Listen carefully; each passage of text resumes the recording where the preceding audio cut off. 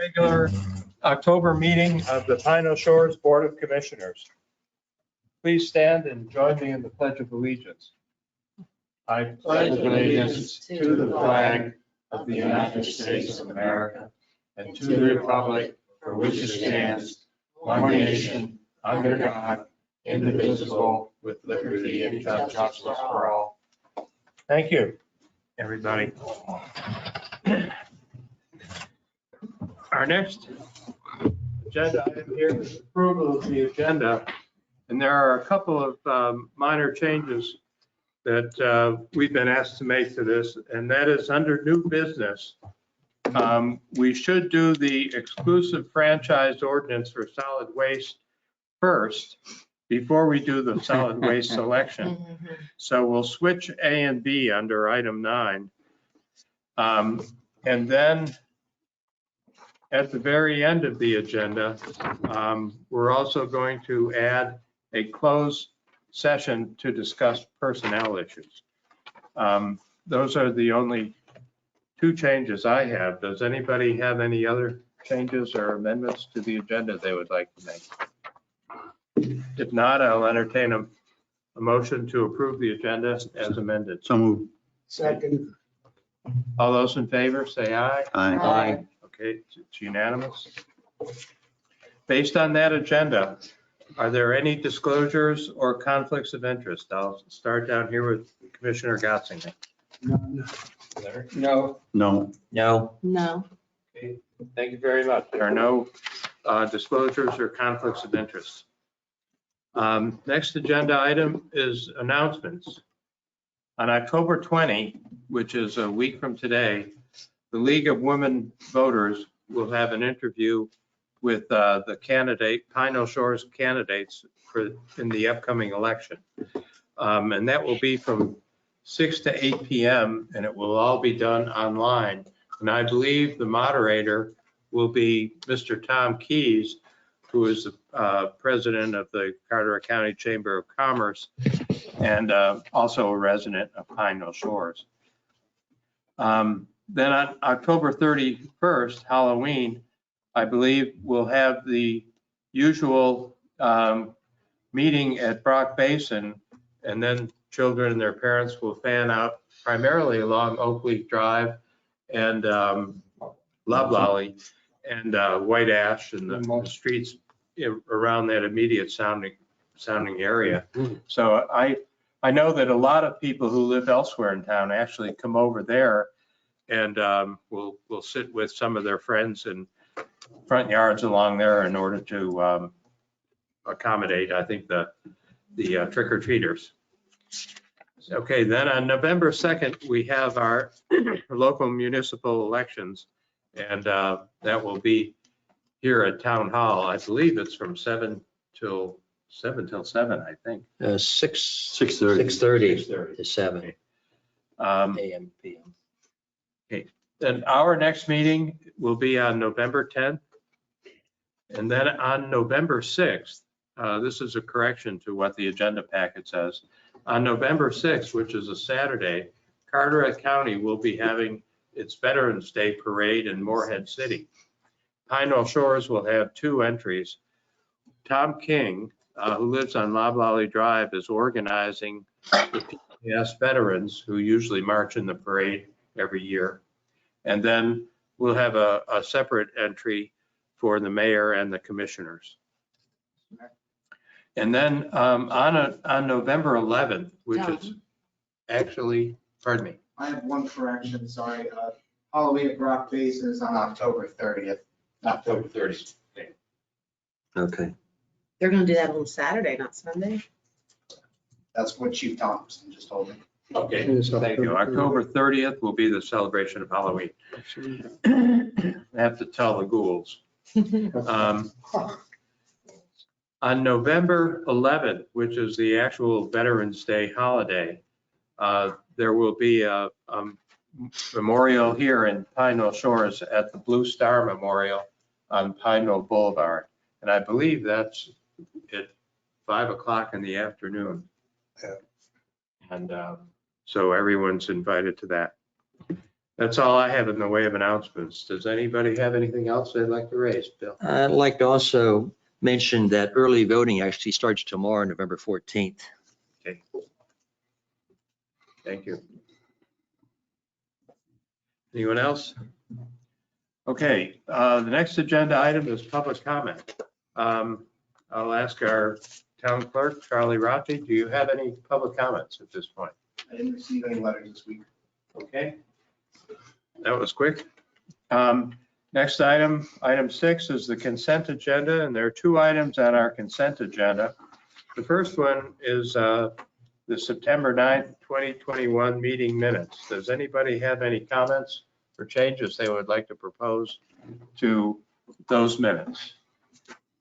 There's a Mr. Connect. correction under the consent agenda portion of those minutes.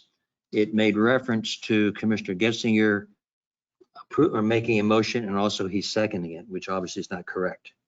I don't recall who may have made it, who seconded, but it's not, the same person obviously didn't do it. Oh, okay. Gary. No? Does anybody remember who made the motion and who Which one seconded? was it? It's the consent Consent agenda agenda. approval. Oh, funny. Alicia Okay. did. Maybe just put me, I have yeah. it in my notes. I believe it was Alicia. Okay. Anything else? Ted? Okay. Clark, do you have any? No. Okay, the other item on the consent agenda this time is the tax discoveries and releases. Does anybody have any comments or questions on that? No. Okay, if not, I will entertain a motion to approve the consent agenda with the changes proposed by Commissioner Connect. Second. Moved by Commissioner Edwards, seconded by Commissioner Getzinger. All those in favor, say aye. Aye. Okay, the consent agenda is approved. The next item is the fiscal year 2021 audit report. And today we have Paula Hodges from our editor, Martin Starnes and Associates, and she is with us online, and she will be making the presentation. Paula, are you here and are you ready to go? I am. Thank you guys for having me here this evening to present your June 30, 2021 audit results. And we'll go ahead and get started. I've prepared a brief presentation for you tonight that just highlights information from your audited financial statements. So if we can go ahead to the next slide, I'll go ahead and get started. We'll start with your audit opinion, which was unmodified. And what that means is the town received a clean audit opinion. We come on site twice a year to conduct our audit procedures, and the town staff is always very helpful and very knowledgeable, and the process went very smooth again this year. The general fund for the town increased by $488,000, and that's before transfers and debt issuance.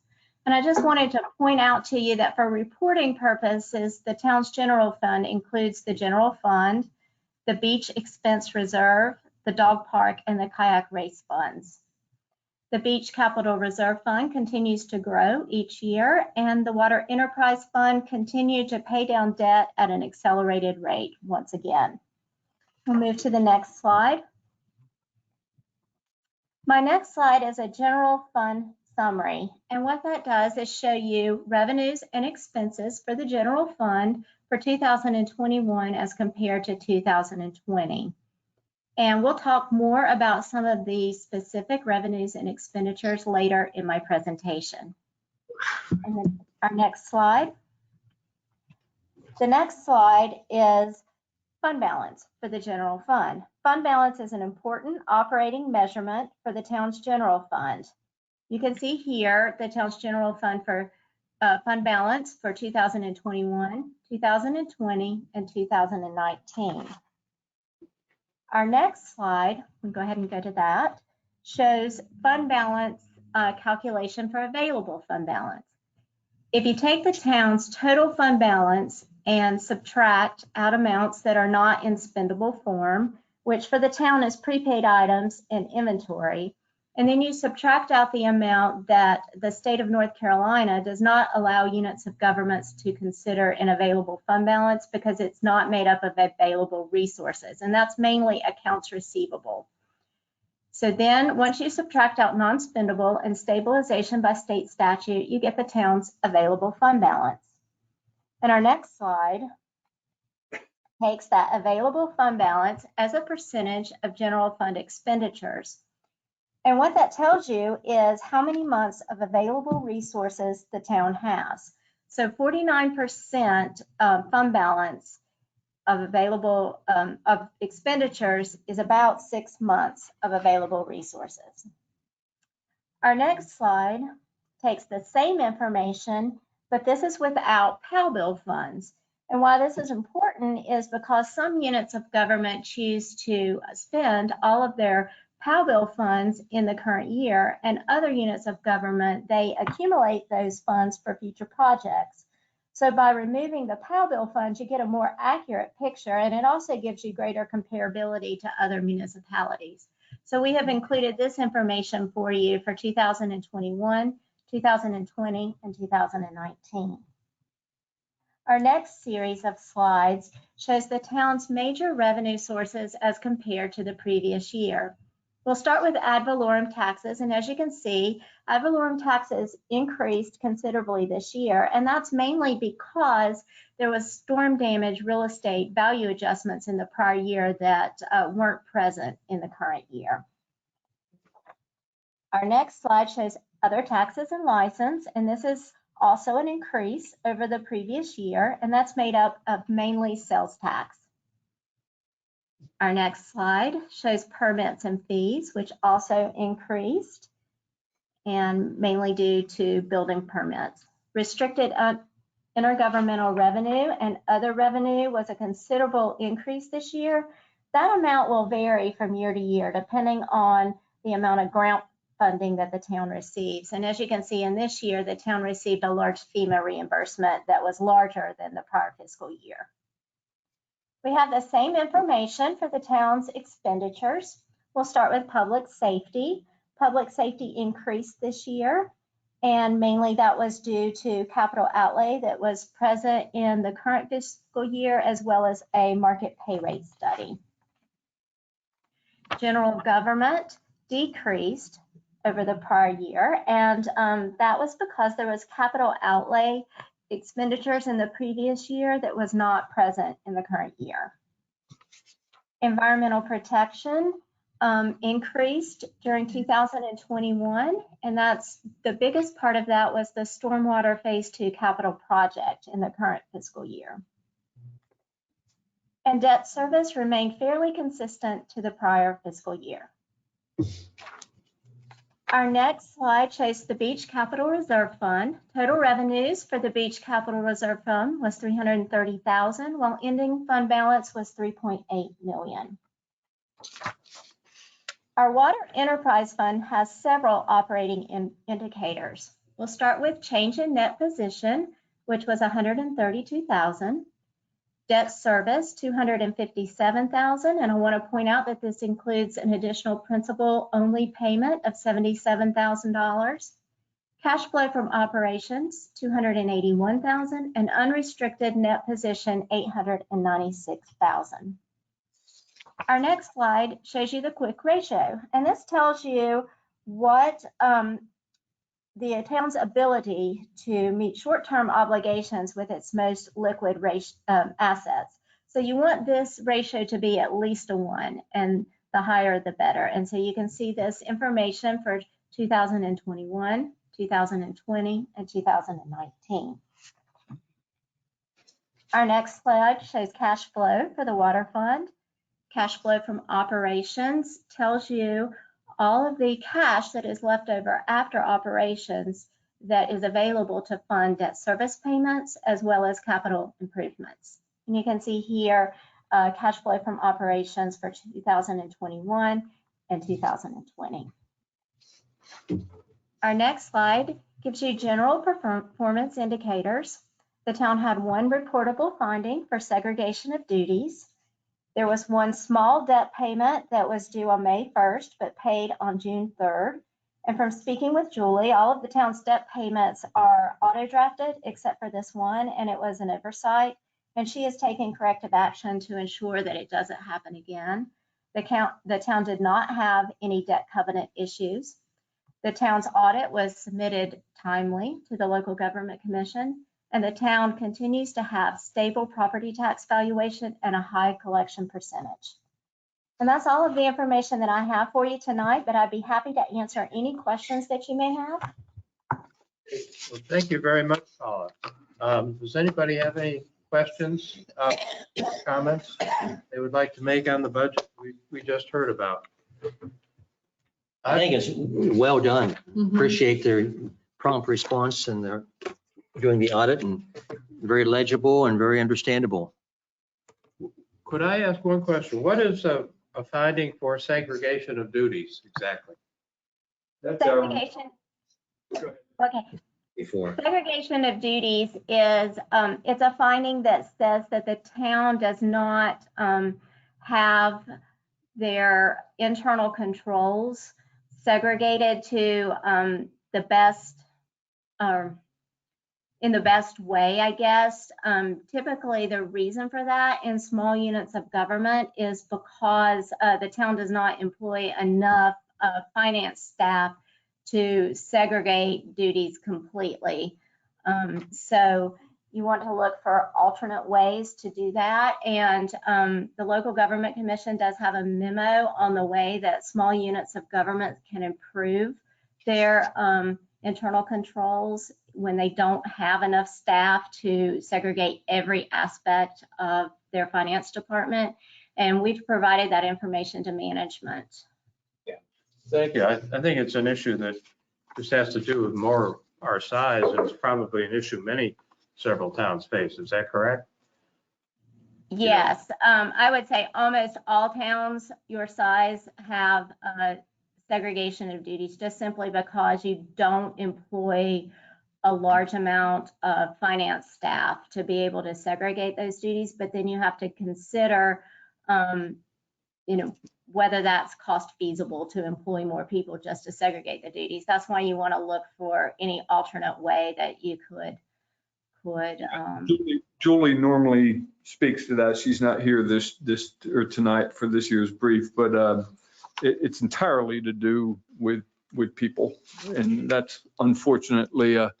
I'll be interested to see this memo, but I do want to point out that we do separate accounts payable, the person who gets the bills, and the finance officer position, which is Julie, which is the person who approves. And then furthermore, we have two-person integrity on every check that's signed.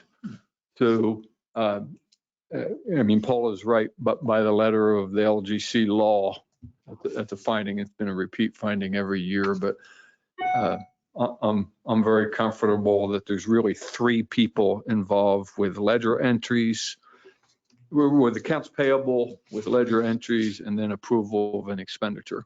So I've seen, the way the checks and the expenditures are done here. And believe me, there's a lot of paperwork for fairly small expenditures. Sometimes 6 pages for $17 expenditure for hardware at Williams Hardware Store. So, okay, well, thank you very much. Does anybody, Bill? Just additional comment, in addition to the checks and balances we have, we've also got adequate insurance if there was some issue of some sort. So we're covered in that respect also. Okay, thank you. Thank you, Paul. Thank you, Paula. Thank you. Thank you. Okay, next item on the agenda is the town manager and staff reports. I'll turn it over to Brian Kramer, town manager. okay, so good evening, everyone. The LOI, the letter of interest for the grant we discussed last month for the BRIC grant, which is the Living Shoreline, that was submitted on 30 September. And we immediately received word that they accepted it and they're going to look at it. And we're supposed to find out Friday whether or not they selected our application to essentially be worked on between us and the state and then forwarded to FEMA in January. So hopefully by the end of the week, we'll have good news on that. The phase 3 stormwater project, again, which was the Laurel and Myrtle Court project, relative to phase 2, a smaller project. Unfortunately, we did not have luck with the Duke Energy Foundation grant to fund that. Between the Coastal Federation and us, that was we weren't sure we would be competitive for that. I didn't think we would be competitive for it because we're not a Duke Energy customer. But we were technically Qualified. eligible because Carteret County is, but we did not get it. Received that word 2 weeks ago, but so we didn't get that. However, on Friday, John and Bill and Clark and I are meeting with Bree Tillett from the Coastal Federation as well as Sunny and talk about some stormwater issues going forward. And Bree brought up that the state budget, which hasn't been approved yet, of course, but has $20 million in it. And some of that is to go toward stormwater. And the Clean Water Trust Fund, who we received the grant for the phase 2 project, saw considerable bump up as well. So my plan, we're going to talk Friday on extending the existing line to Willow if possible, but we're also going to talk about maybe getting that Laurel Myrtle rolled into the same project. But we're having that meeting on Friday. Just a reminder, we have 2 large winter capital projects here in town that we're planning on right now, and that's the Beechwood repaving project, as well as the large water main replacement on Salter Path, on the south side of Salter Path Road from Willow to Atlantic Beach border. We're talking to people on that now. The staff is getting together next week. I think Bill, or excuse me, John or Ted might talk about this during the commissioners forum at the end, but there's a lot of work going on with the strategic planning group for some changes to the plan. At the meeting last week, I asked the planning commission if I could come into the next meeting with some thoughts from the staff on the plan. So I want to make sure the board's aware of that, because all of this is moving toward Chairman, the director of the Strategic Planning Committee, John Ferguson, presenting a brief to you perhaps in January, prior to the 2-day offsite. So that's going to be a major muscle movement for us. So I want to let you know the staff's involved in that. So not good news on federal guidance on American Rescue Plan money. Remember, about $410,000. We have half of it. We'll get the other half next year. We have a big wait sign in the air, figuratively speaking, from being us from the school government. Essentially, more guidance from the Treasury Department, the federal Treasury. We're awaiting that on guidance. I mean, right now it's the same category as far as I know for us, which is water. But Spend the money, but then you don't know what to spend it on. yeah, I think they wanted to get the money out fast for political purposes, but the guidance on how to properly expend it. So just wanted to make you aware that's a significant holding pattern we're on right now. So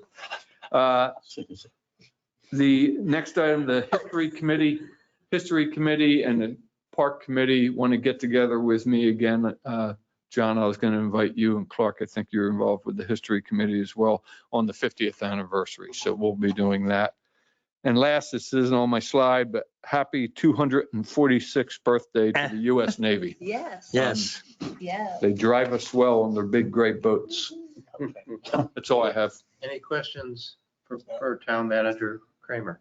I have just a quick question on the survey for the equipment building, service department's equipment building. Is that something that's moving ahead? Yes, it is. I'm sorry, yes, we've submitted the information we needed to FEMA. Haven't heard back from them yet. But yes, we're in contact with a surveyor on that. Kevin has the name and I can't recall who it is, but yes, we are doing that. Great. Anything else? No. Okay, next up is Fire Chief Jason Baker. Jason, are you there? Did he put the slide together? Have you seen this man? Yes. Yeah, I'm here, guys. And yeah, this slide, there's a little story behind the slide, and I'm trying to be quick, but I was out with COVID for my 10 days or whatever, but I like exercising somehow, so I was rucking through Moorhead, putting in 10, 11-mile days. Well, apparently somebody thought I was Brian Laundrie and had an APB out for me all through Moorhead. And cop kind of pulled up and waved me over, and I went walking up to him. He first thing out of his mouth, he said, "You're not in trouble." I said, "I know I ain't done nothing." I said, "What you need?" And he's like, "Well, you've been called in as being Brian Laundrie." So I got a pretty good kick out of it, and told my crew and about the story. And my crew, when I got back to the station on Monday out of my COVID lockdown, that picture there was posted all over the station, in the police department, in my office. I'm still finding copies of it in my office. My wife has one posted on the refrigerator right here beside me. So yeah, there where I thought was funny. Fire department related stuff, just ISO inspections coming in a couple of weeks, 27th. We're pretty good and well ready for it, and hopefully just knock it out of the park. But that's all. Thought y'all get a kick out of it. Very good report. Thank you, Jason. Yes, sir. Any questions for? I just have a comment. He can probably file for harassment. I'm just so proud of your guys picking such a good picture. Jason, are Yeah, I look shady as hell. big as they are in Florida? I was going to tell him I just walked up from Florida, but I didn't think that'd go over well.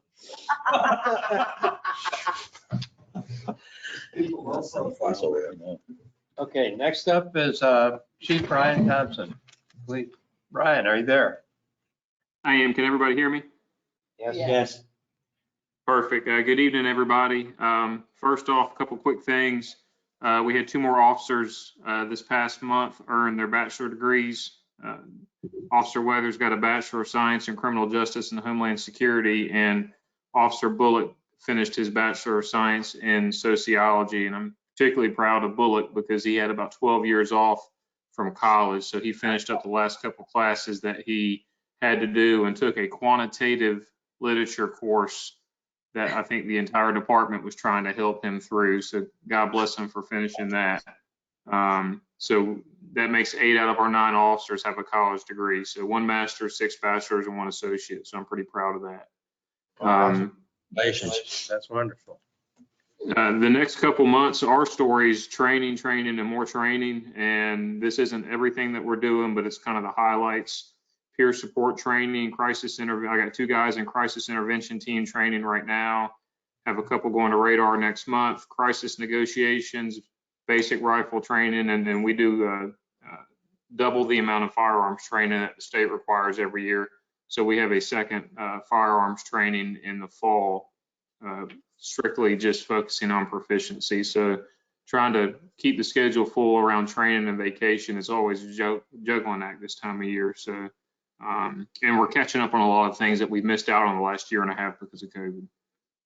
So, and the last thing I've got, it's Senate Bill 241 went into law on October 1st, which allows a UTV, which is what we drive on the beach and what Jason just bought for the fire department, to get registered, inspected, and go through a process with the state, and will allow it to be street legal on 2- and 4-lane highways.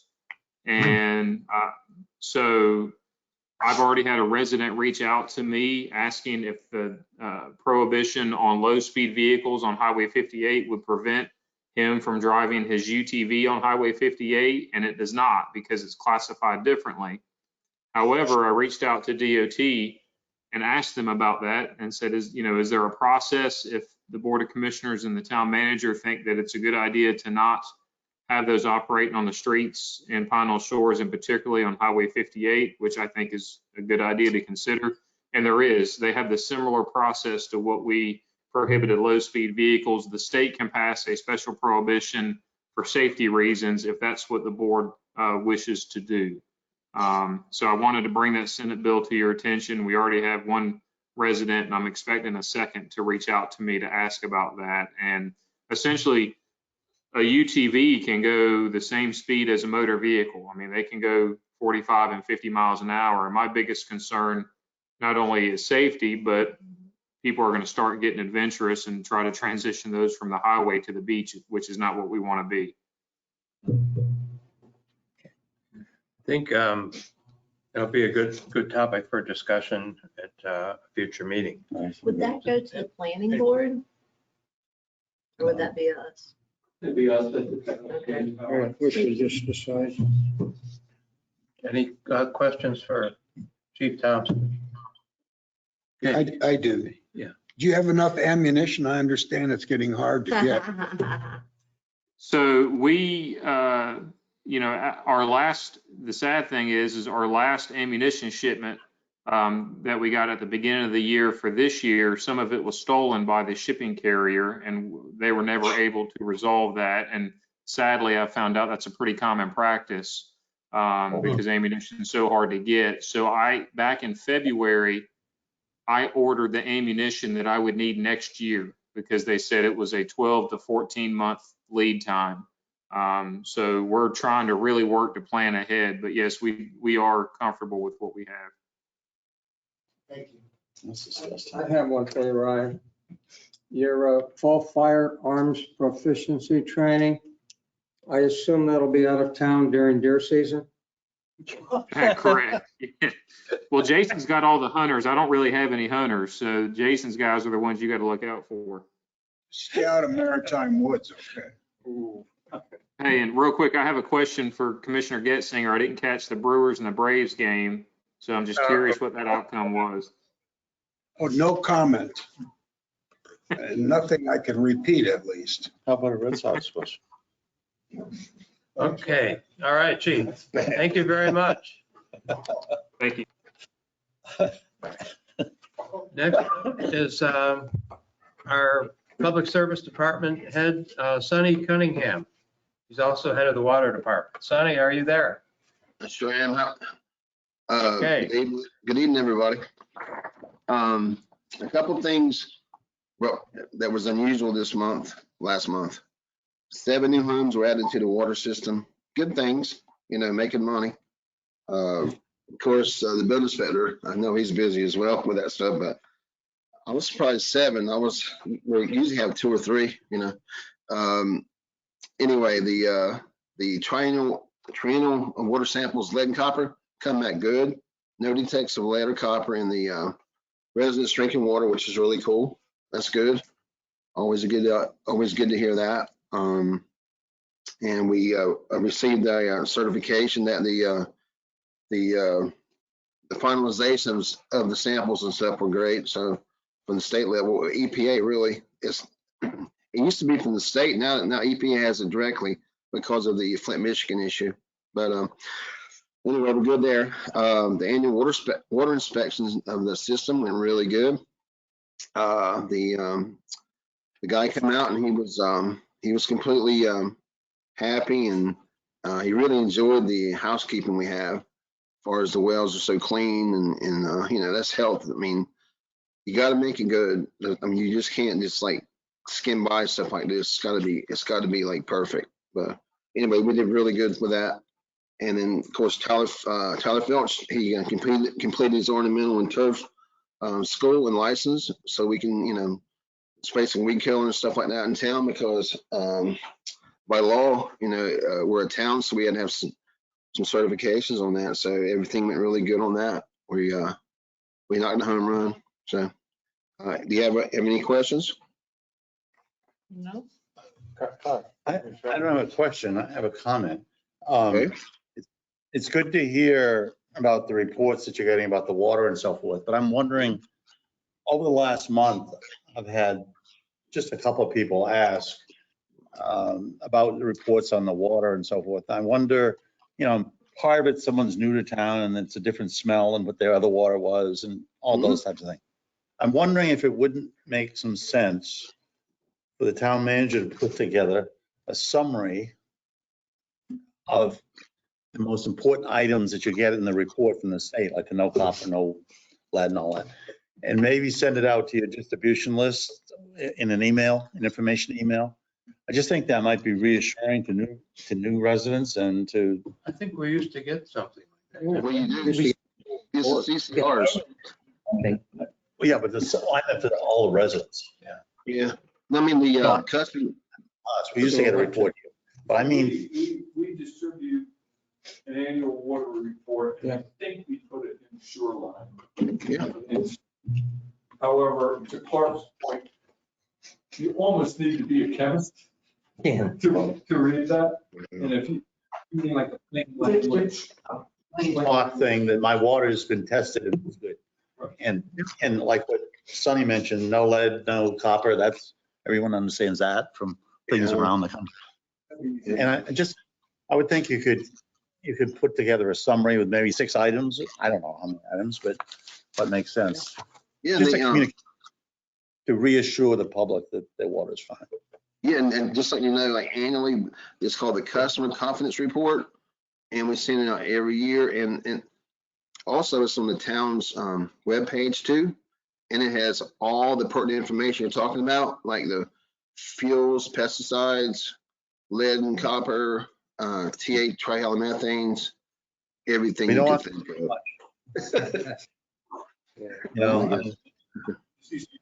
Not that it's secret, but. Yeah. Oh. No, Yeah, that's really good. Yeah, Mr. Edwards, well, so we can come up with, sure will.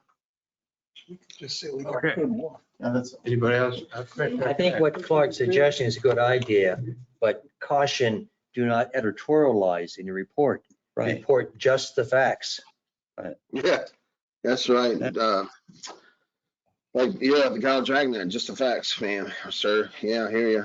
But no, and of course, I've had a lot of people ask me questions this year, all these new people moving in. And what I do is I take the CCR with me and talk to them and show them and stuff. I mean, honestly, they like me to show them things too, you know what I mean? So they understand it, because it's really like the information is concealed, even though it's plain. It's, like I said, I'll be glad to do what you're talking about for sure. Okay, Thank you. thank you, don't Sonny. wanna Say it's good. Of course. That's- Sorry? you don't wanna say See you it's later. good. No, Yes, sir. Thanks for everything, Next. you guys. Town planner Kevin Reed. Kevin, are you there? I am, Mr. Mayor. Can you hear me? Yes, we can. Good. Good evening, everyone. Just a few things. Again, to report, single-family landscape permit requests are robust. Have approved 3 since we last talked. Currently have 4 in process and actually reserved an additional 1 today. So single-family development still remains strong in PKS. With regard to the Unified Development Ordinance, 2 weeks ago, the town received 4 responses to its RFP. The UDO review team ranked those 4. The plan is to conduct initial interviews with 2 firms, 1 tomorrow and 1 next Tuesday. And the goal was still to have a preferred vendor and a contract for the Board of Commissioners to consider at the November meeting. Just a brief update on the flood insurance rate map. As you know, a couple months ago, we received revised preliminary flood maps. We have been informed by North Carolina Department of Emergency Management that at the end of last month, we should have received an official letter beginning the 90-day statutory appeal period. We haven't received it yet, but as soon as we do, we'll begin a 90-day period process in which we would need to consider the statutory framework for adoption of the new flood insurance rate maps. And one item I don't have on my slide, just to piggyback on a question raised by the mayor earlier, Tidewater Surveying, better known or previously known as Bell and Phillips, is the firm that's going to be conducting the work for the survey related to the storage building at the town hall complex. Thank you. That's all I have from a town planner perspective. Be happy to answer any questions you have. Questions for Kevin? Just any idea when that survey will be done? Yes, Did sir, you Mr. Edwards. When I talked to the yes, sir, I did. The survey crew, the field work is about 6 to 8 weeks out, and that's simply a backlog of every survey and engineering crew. They did promise to try to do whatever they can to push us ahead further, but we're probably looking at a good 6 weeks at least minimum before the crew shows up on site. That's fine, thank you. Okay, Bill, Commissioner. Kevin, could you comment on the status of the 520 Pelican Drive East review? Because there's been some conflicting information given to Beacons Reach as far as the status of it. 520 Pelican Drive East, we have not received a revised site plan and building plan information. It's my understanding that property owner is trying to work out details with Beacons Reach to obtain approval so that they can have a plan they feel comfortable with submitting to us.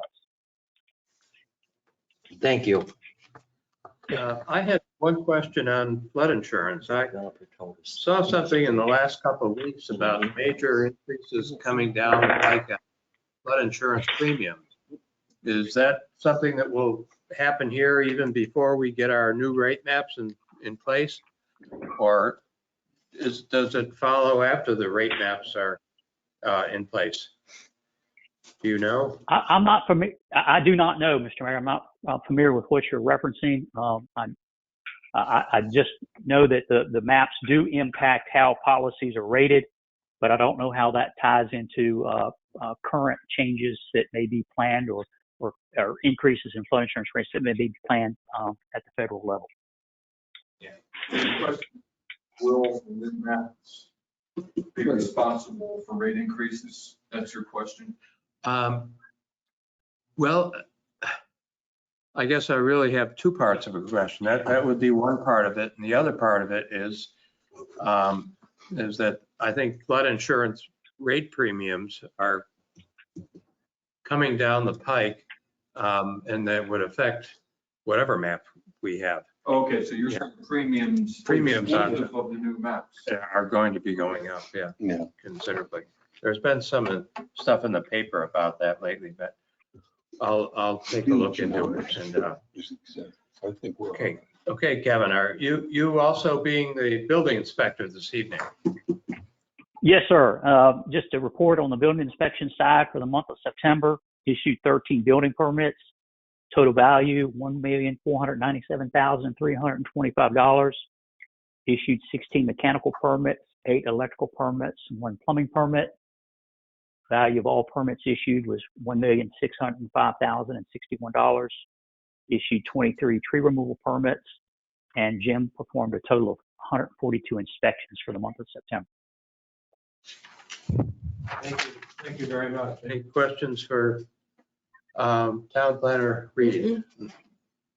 Okay, Kevin, thank you very much. Thank you. Okay, next up is Charlie Rauti, town clerk. Thank you, Mr. Mayor. A couple quick updates. Bree Tillett and I met with the residents at Acorn Court a few weeks ago, and at this point, they're all on board with the Acorn Court stormwater project. We have a finalized easement that is in their hands right now. They've reviewed it, and they approve of the easement that we sent them, and I'll be collecting signatures starting next week. Once I get the green light from Bree, we're going to move into the RFP process, and hopefully we'll be able to start that by the beginning of November. Okay. Coming up this month, we have bulk item pickup. It's scheduled for Tuesday, October 26th, with Wednesday as an overhaul day if any items are missed. This time we're going to try something a little new. There was some items that were put out last year that were construction debris that couldn't be processed with other bulk pickup items. So as a solution, I'm making tags that we can put on those items, and it'll include instructions on how they should dispose of it. Good job. Finally, we have the short-term rental survey. We closed it off for the end of the month, and we had a total of 493 responses. The results were pretty skewed both directions. People are very passionate on both sides of the issue. We'll take a look and see if the planning board sees a problem that maybe we want to look into, and we will move on from there. Okay. Any questions for Commissioner Connect? Just a comment on Acorn Court. I would just suggest you not move into the RFP process until you have all the easements signed and in hand. Yes, that is our plan. Thank you. Corsella, please. On the short-term rental survey, if I recall correctly on the survey, we left space and blanks for write-ins or comments. Will you at some, maybe next month's meeting, summarize or gather the significance of those comments? Are you going to give them to the planning board at their meeting, or how are those looked at? Because you don't know what they are right now. The comments were similar to the results we got from the survey. Some people were strongly for it and some people were strongly against it. I think one interesting thing we found is that some people's concern is septic issues. I'm sorry. Septic issues with short-term rentals. That was something that we hadn't really considered before, but it's something that's on residents' minds and is concerning to them. Also, the quantity of them, you put up, you have 493 answers. I'd be curious as to how many actually wrote something about it. And how many of that number was each way, if you will. Thank you. Charlie, correct me if I'm wrong, but in addition to just giving you the results, he's pretty slick with Survey Monkey and can do some analytical work with the data and present that to you in November as well. Okay. Right, Charlie? Yes, sir. Thanks. I have one question on the bulk item pickup. Are you going to be putting out a reminder of what can be picked up and what shouldn't be put out there? Yes, we've put out one email already, and there was an article about it in the Shoreline for October. We'll send out another one a week prior to the bulk pickup. Like flat screen TVs, or electronic stuff, can that be put out?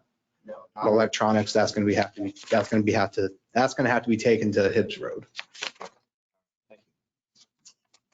Charlie, I want to compliment you on putting out the tag and giving the instruction. I think no matter how well we try to get instructions out, some people don't see it or don't get it or whatever.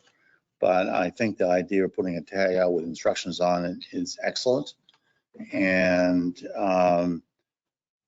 so I want to compliment you on that. And we just asked the town manager. I know that the police department is going to do the same thing, and I realize it's not relevant, Mr. Mayor, except that they were going to do it, and I haven't heard if that's been successful, but they were going to do the similar thing with items left on the rights of way and Beach.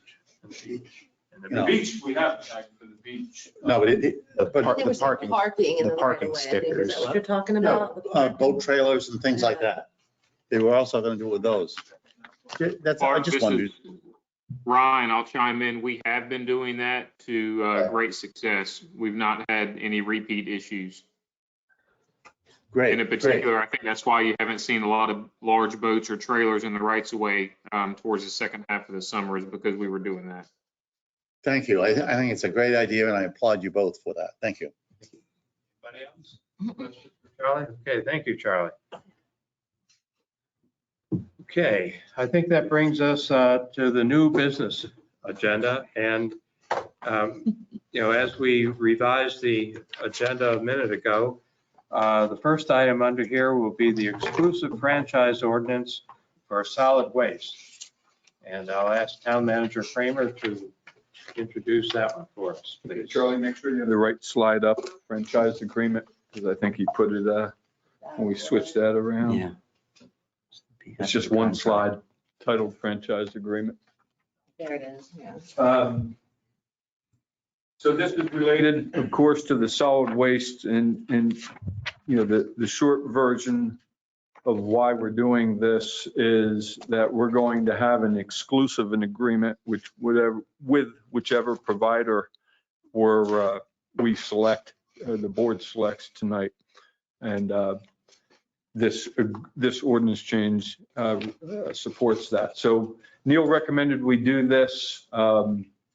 And in page 47 of your agenda packet is the real meat and potatoes of the change. And it says very clearly, a franchise is required for collecting and hauling standard municipal solid waste in town. This allows for continuity of fees, which we think through this whole RFP process is going to be good for our citizens. And that's mainly because the solid waste contractor will charge our citizens the same rate they charge the town. And based on the work we did this past summer over what rental agreements were with various owners, homeowners associations mainly, that's going to be a win for our folks. And if you look on pages 45 and 46 of the agenda packet, it's in a couple of places actually, but it says rollout carts and recyclable containers may be purchased or rented by the owner or occupant of the premises from the franchise municipal service waste contractor at rates approved by the town, which will be the same rates that they charge the town. So we see that as a boon or a win for our taxpayers. So the only exceptions to this will be the Trinity Center and the aquarium, and that's named in this. The aquarium has a state contract, and the Trinity Center has been operating in a certain manner for about 25 years, and Neil thought it was best to leave them out of this as well. So ask that the board vote to adopt the ordinance, and Melissa's on tonight if we have any questions on any specifics language in here. There was nothing in there about any of this in the ordinance. No, There we was not didn't even a have any. paragraph. Okay. No, our solid waste ordinance prior to this was mainly about, pick up time or when your carts can be out and things such as that. So Neil and Melissa made considerable adjustments, and all the franchise business that's in this ordinance in here is new. Any questions or comments? I gather we don't need a public hearing on this. We do not. I just have one question. I know you said franchise, I heard that. But there's nothing in here in any way that precludes an individual from getting their own cart. No. Yeah, I just want to hear it. No, I mean, in the RFP, I made the decision not to have the contractor provide 1,600 carts in town because I don't think it fits our demographic. I just want to make sure. Anybody else?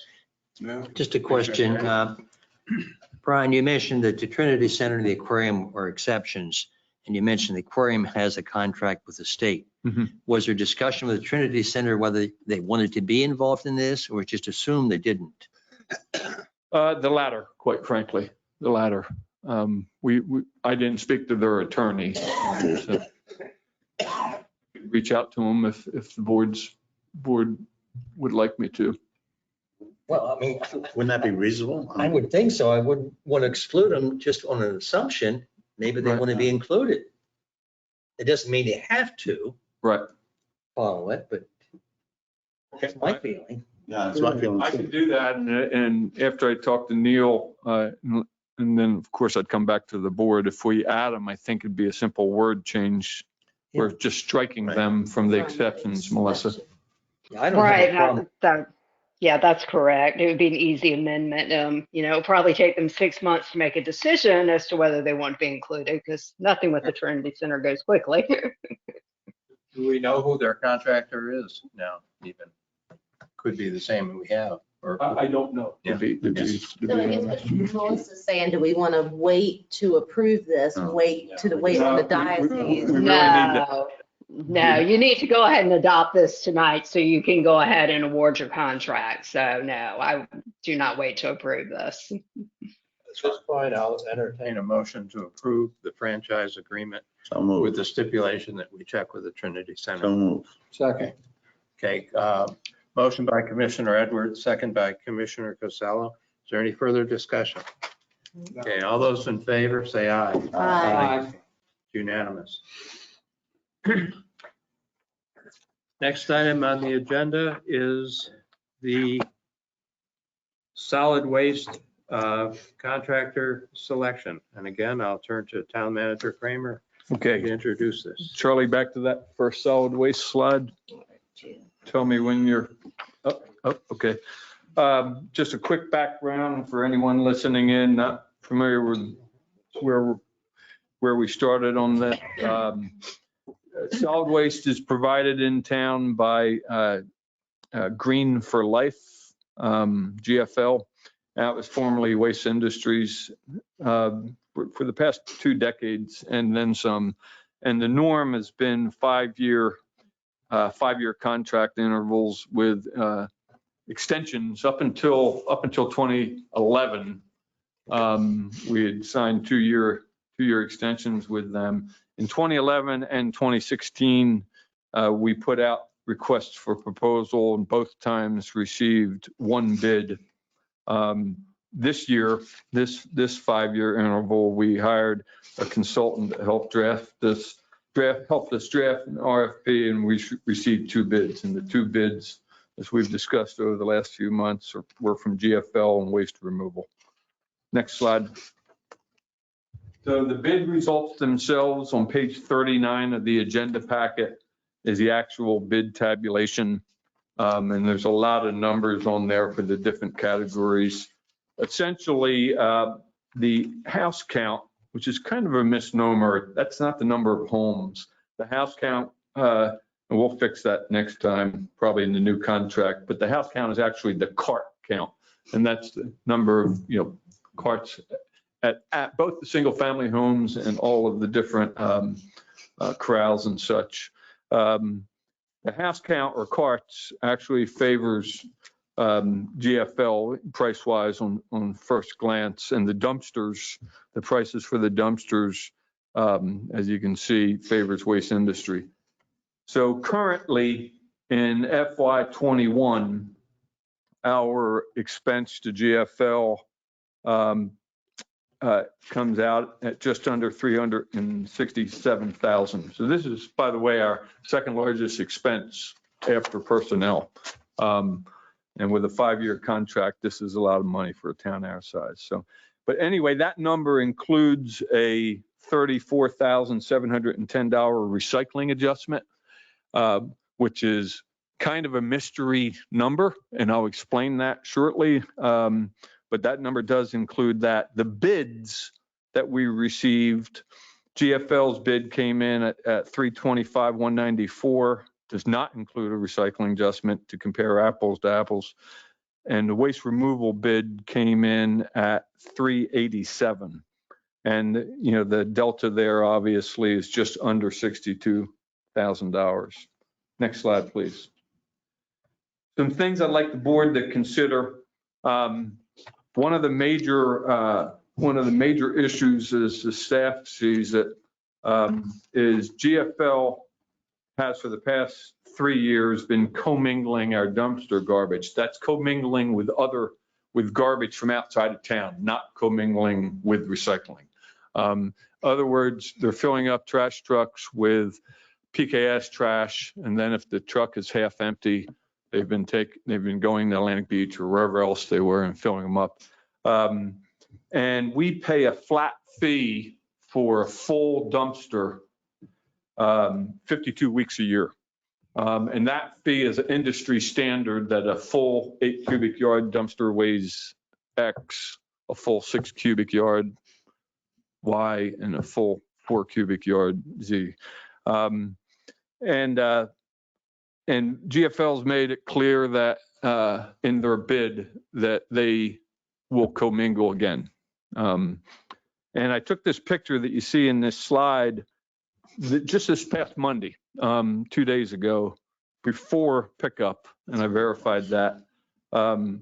So if you consider that we would pay for a full dumpster, pay the tipping fees for a full dumpster for that and every other dumpster that we service 52 weeks a year. It's October now, and I'd venture to say with a couple of exceptional weekends for holidays, it would largely be that till March. Waste removal will haul and weigh only Pine Knoll Shores dumpster garbage. Okay. We would be waste removal's first municipal customer if we were to go with waste removal. So I'm confused as why we care that they commingle. If they don't have, if they're filling up their truck with, Right. for our purposes, they're emptying the dumpster. Yes, but they are charging us, Alicia, they're charging us a fee, a tipping fee, as if that dumpster that you see right there But it is might be, full. but you never know. They may show up and it may be full. Or they may show up and it may be half full. I mean, you're gonna pay, it's like calling the AC guy to come to your house and check your AC. He's gonna Well, charge you a $50 fee to come, whether he fixes it or, I mean. Right. Alicia, they're charging us a full rate for every dumpster all year. They're charging us the maximum weight that could get in that dumpster. But you're right. Sometimes it might be 1/3 full. Sometimes it might be half full. And sometimes it might be full, over full, like, so I guess. Over full is what we're paying now. I mean, we're paying right now a flat fee as if that dumpster's So full. you're saying that we should be paying by tonnage about how much Well, trash exactly, is in there. exactly. But they've got to charge you some kind of minimum amount just to show up. and Well, they're dump not it. charging us a minimum amount. They're charging us a maximum So amount. what's the minimum amount that waste removal's charging? They will only charge what's in there. Whatever in there. Like waste removal will only charge us for that dumpster, and that was about, Brian, if I may help. I think we're confusing the service fee with the tipping charge. Right. In other words, we pay to have that dumpster there and to use it. Mhm. Both companies, they get money for that. Then in addition to that, they get money for what they dump out of the dumpster. Larry's right. So they're paying, so we're paying the service. Service fee and an adjustment for a full The tipping dump fee. every time. So when we get a bill, we pay X dollars for our dumpsters. And then on top of that, we pay a tipping fee for the weight of what's in those dumpsters. And what I'm saying is with GFL, we're paying as if the tipping fee, thank you, Larry, that's a good point. The tipping fee we're paying is that's full all the time. I'm still saying that there's got to be some kind of minimum that they're charging just to come out and dump it. Because you're paying for the. There's a dump. service fee, as Larry said, there's a service fee for every dumpster. You're correct. That's what we're paying for the dumpster to be in that spot. That's what we're paying to service that dumpster. Mhm. Most of them, except for Bacon's Reach, are rented by the homeowners association. So the homeowner association rents the dumpster or owns it in case of most Bacon's Reach places. Then the town pays a service fee. For them to come. Right. And then we pay the tipping fee for the amount of garbage in there.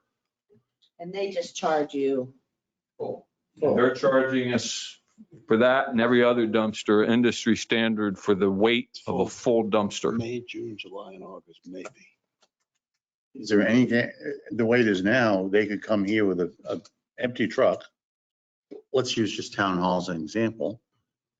And pick up 2 half-full dumpsters. Mhm. And then on the way back, they could stop somewhere else on the way and pick up and take it all to the dump, right? So they're getting weighed at the dump is what you're saying. You only get weight at the dump, yeah.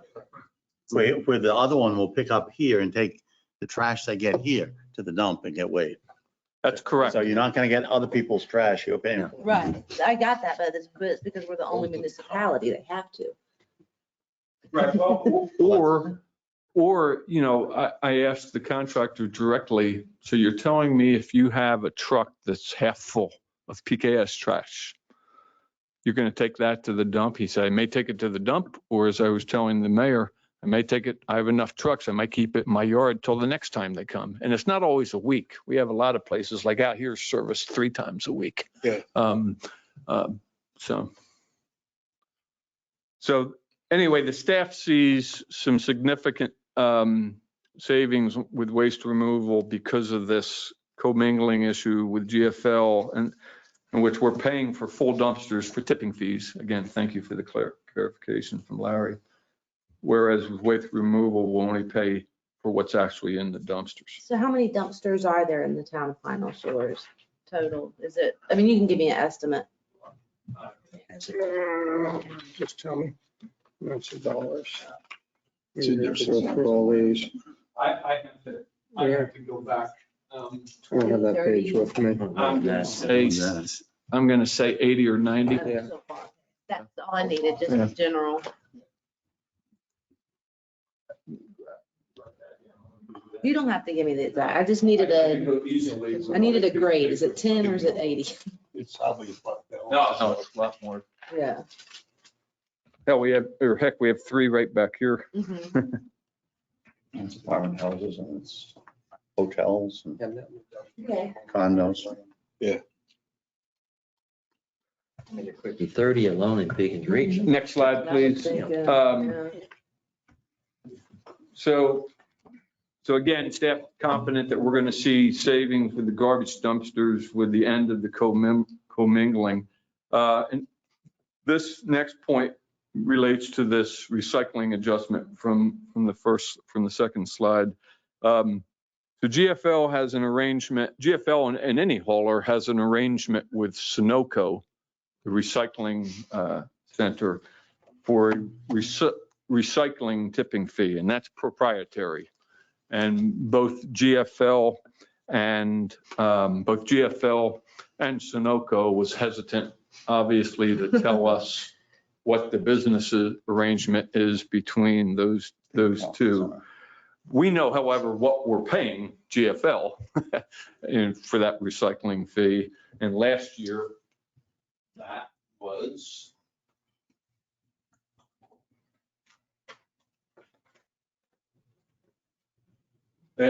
was about $35,000, okay, in this recycling fee.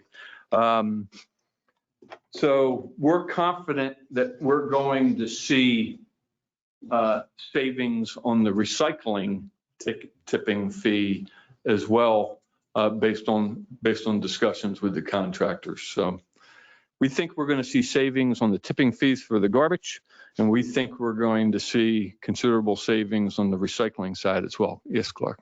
Let me ask you a question on that. Mhm. Since a few years ago, we followed that truck all the way to Sunoco and so forth. I read somewhere in all this material that Sunoco charges a general fee for that material. It's not, they consider not recyclable across all providers, correct? I mean, the way I read it. Yeah, all Larry? the people that bring stuff to them, yeah. So that means that if we as a town are particularly good at recycling and instruction and so forth, we pay for someone else to dispose of it. Yeah, it's not really. Yes. So there's a game, this other outfit won't do that, correct? I'm not sure what this other outfit's, I'm not sure what the particulars of their business arrangement with Sunoco will be. Again, it'll be proprietary with those two as well. However, talking with both contractors, I'm confident we're going to get a better. Okay. We'll have less of an expenditure from waste We're not making removal. commitment to that. I would just hope that we get a situation that we get a little gold star if we do better than. Well, others that we do will, well. because the way GFL explained it to me, how this recycling adjustment fee works. Pine Knoll Shores Recycling, I hope it's just our recycling, but Pine Knoll Shores Recycling, again, we hope it's just our recycling, gets taken to Sunoco. It gets dumped out and sorted. Whatever they use for recycling is used, and that's the business arrangement for Sunoco. And then whatever's contaminated or not used is thrown out. So, right. And the fee then that GFL charges us is dependent on how well that ratio is. So we would do better if 100% of our recycling was not contaminated. That'll never happen. Well, no, but there's, having worked for this before, there are ways of making it better or worse.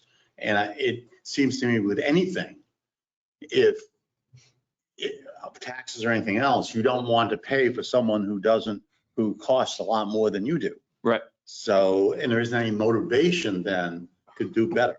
And it seems to me that that's something to keep in mind. That's I all. don't have any idea of how Right. our recycle will stack up with anybody else's. No. I don't think They're there's not any gonna reason to tell you. believe they would be any better or worse. You keep saying that we're gonna get a better deal for recycling. How do you know that? I've spoken to the contractors. But it's not in the contract. Which contract? So you've spoken to the GFL and they said they're gonna give you a better deal, but it's not here in the No. in the actual bid. I guess that's where Right. what does that mean? Well, it means that in my judgment, after speaking to both contractors, I don't believe we're going to see a recycling adjustment fee like that from waste removal, in my judgment. We've seen in the waste removal contracts, a dollar amount for the trash that was not recyclable, almost like a regular tipping fee, but some dollar amount. And then on top of that, we've seen this adjustment to have to service that trash. Waste removal says we're only going to see that tipping fee. We're not going to see that additional service adjustment that we've been seeing from GFL. But is that, that's not in writing though? We can put it into the contract. We can put it into the Yeah, contract. we can have it in there. It's pretty much there already, but yeah, we can get it in there. It's a good idea. The thing that's really aggravating is that the present, as far as I'm concerned, the present, having followed the trucks and watched what happened and from one end to the other, when the price to recycle, it gets driven up, so it's almost the same. It's approaching what it is for trash. Mhm. That is despicable. But that's not their fault. It's Oh, not no. waste removal's fault. I mean, it's not the Not- people picking up the trash. I mean, they can't get Yes, rid of it. part of it is, it has to do with the arrangement at the other end. Well, I mean, obviously the recycle company. It's different to recycle.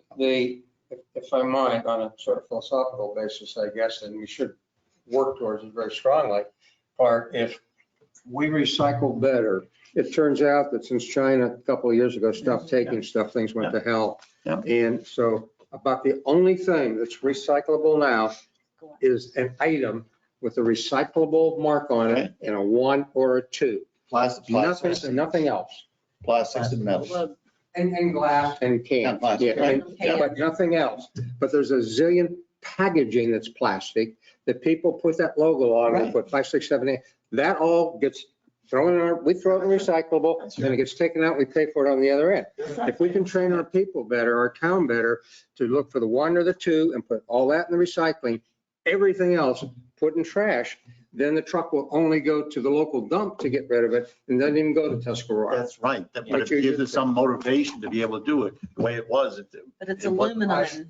Is Yeah. aluminum is I better than think the glass. motivation is telling them that if they do that, they'll get better rates. Yes, I That's the agree. motivation. But there wasn't the motivation on the old system. Right. Commissioner To follow up on what Larry just said, he and I actually talked about this yesterday with Brian.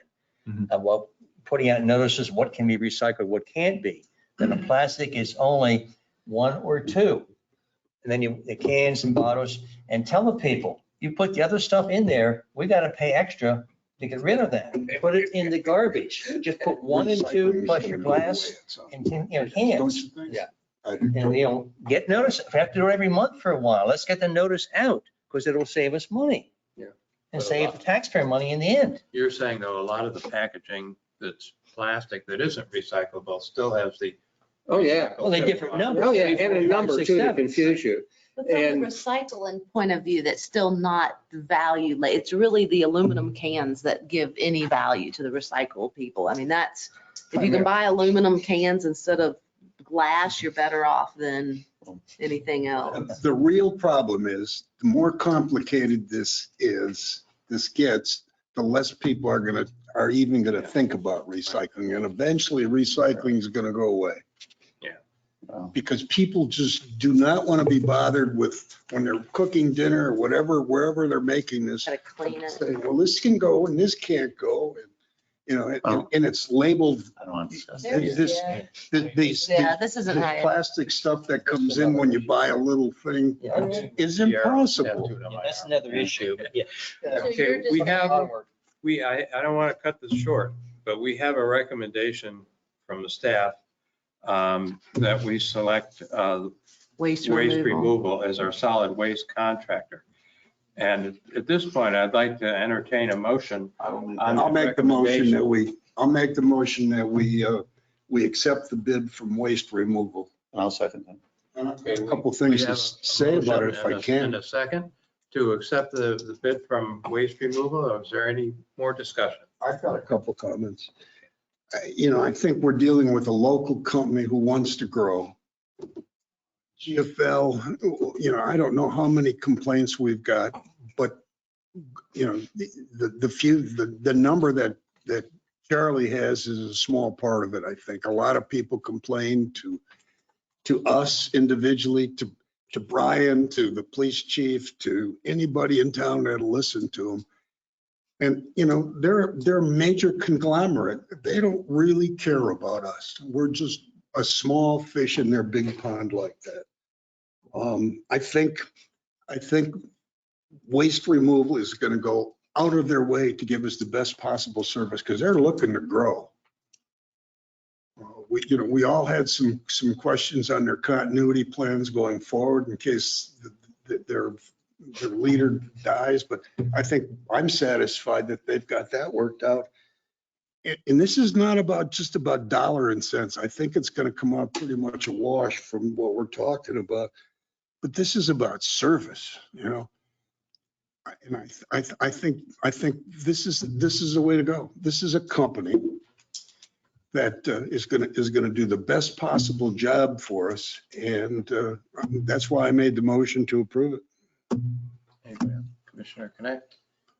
I echo what Ted had just said. In fact, I had raised the issue of the continuity, and I know Brian looked into it. Yeah. And I'm now satisfied that there's a plan in place that, you know, because there's a board, there's multiple people involved and so forth, it's not going to fold just if one person should happen to pass away or the primary party at this point in time.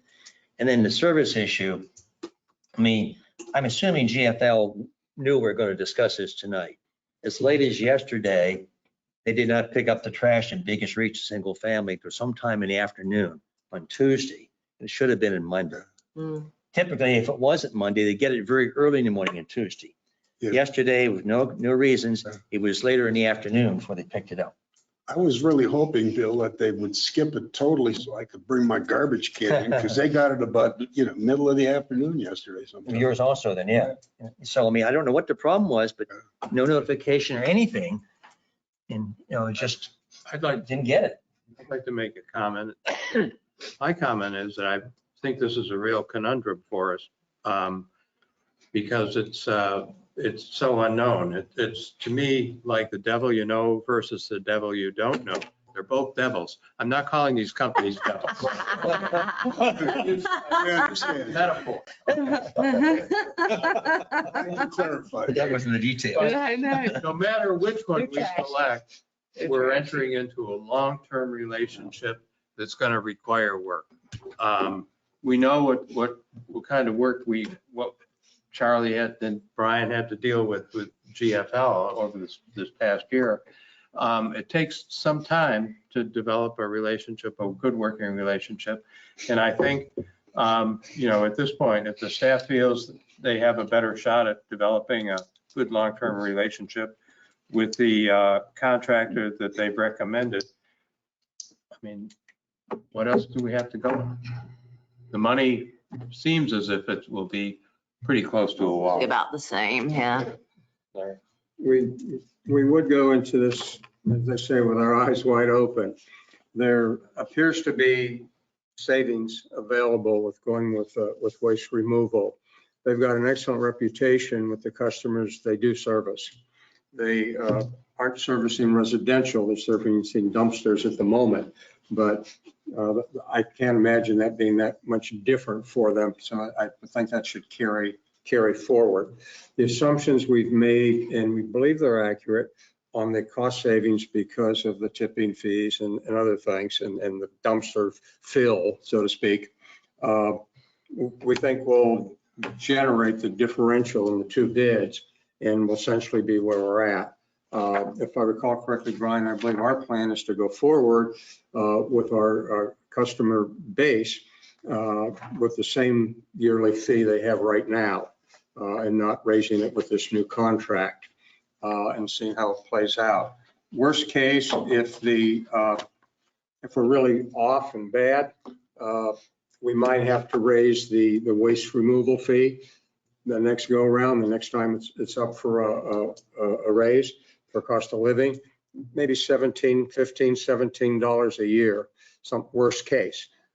Maybe just a couple dollars a year for cost of living. We'll know that when the next contract comes up. Am I correct in that assumption, Brian? Yes. Yes. Okay. Yeah, I just want to So for respond. that reason, I think it's worth moving forward to try it. We have enough clauses in our contract, in my mind, that if it turns out waste removal really flubs and just can't deal with it, we can get rid of them and go back, to GFL at that base. May cost us, but we'll have the ability to do it. If I can just respond to Larry's before we go on the second page of the, I'm sorry, I got fatigue tonight. On the second page of the memo, page 40 of the agenda packet, I have the various municipalities, and this doesn't have direct bearing on the bids and such, but I draw the board's attention to our solid waste fee of $220 compared to the other towns. And remember, that's trash, recycling, and yard waste. And that every other week, strike that. That municipal convenience site, I think, is golden. No one has one.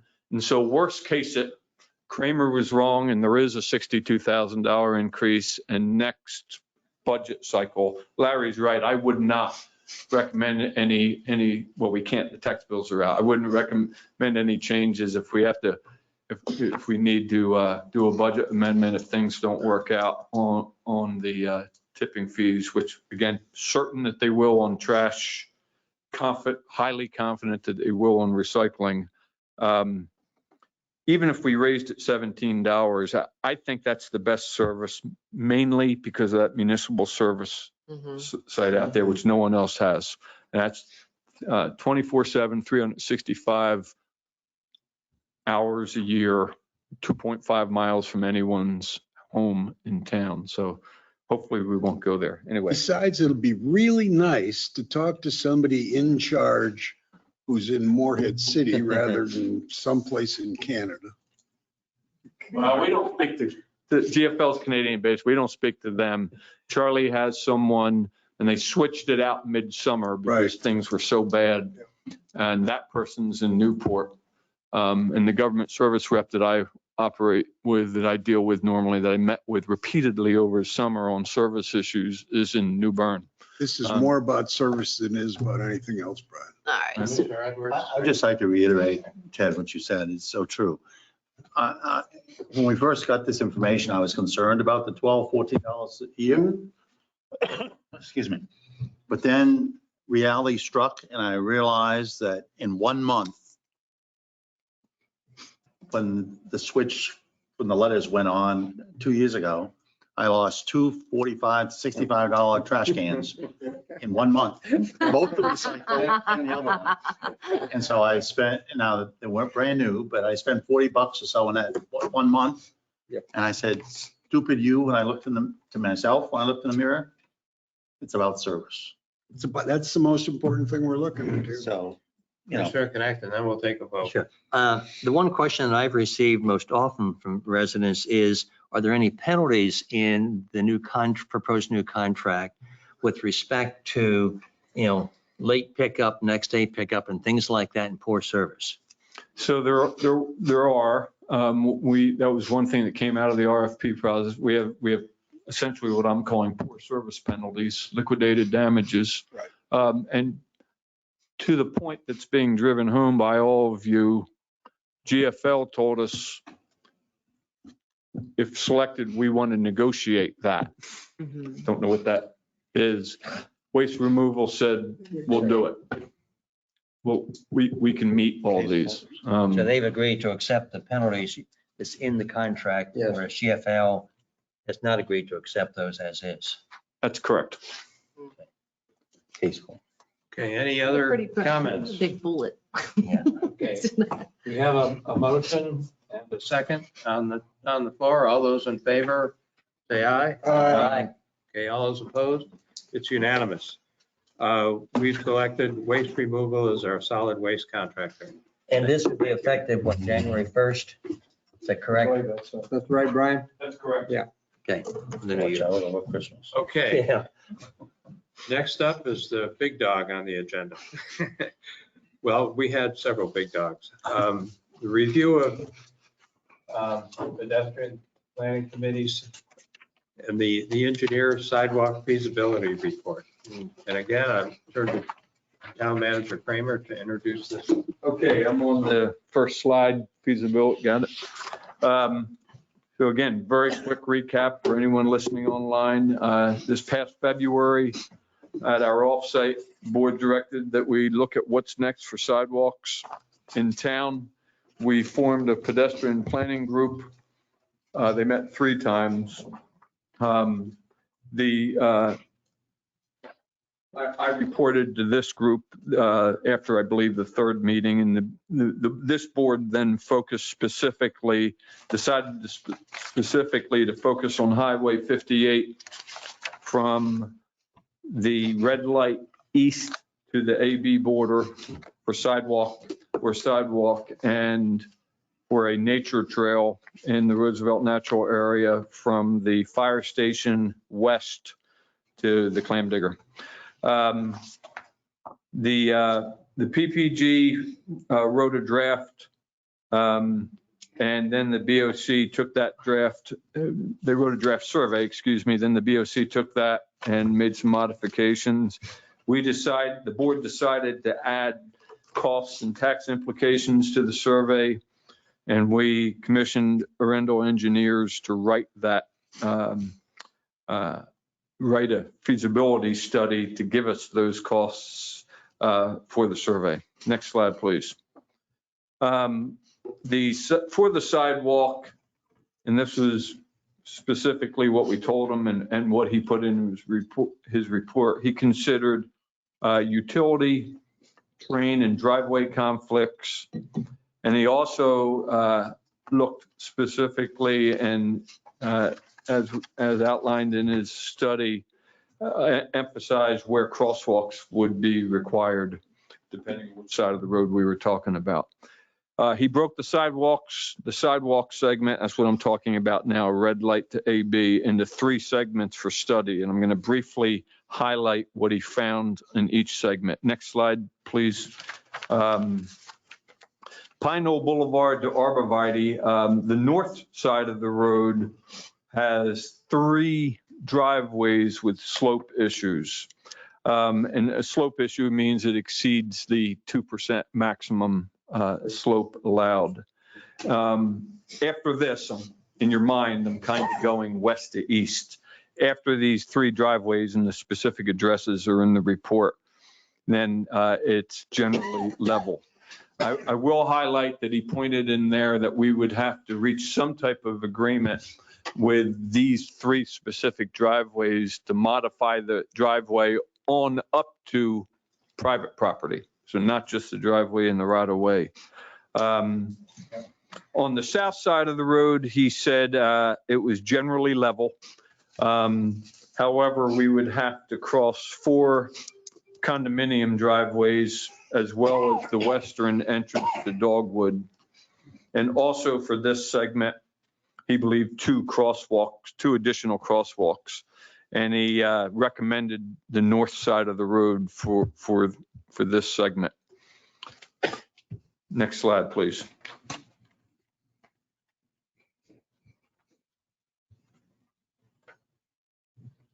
Sorry, guys, I got paper fatigue tonight. Yeah.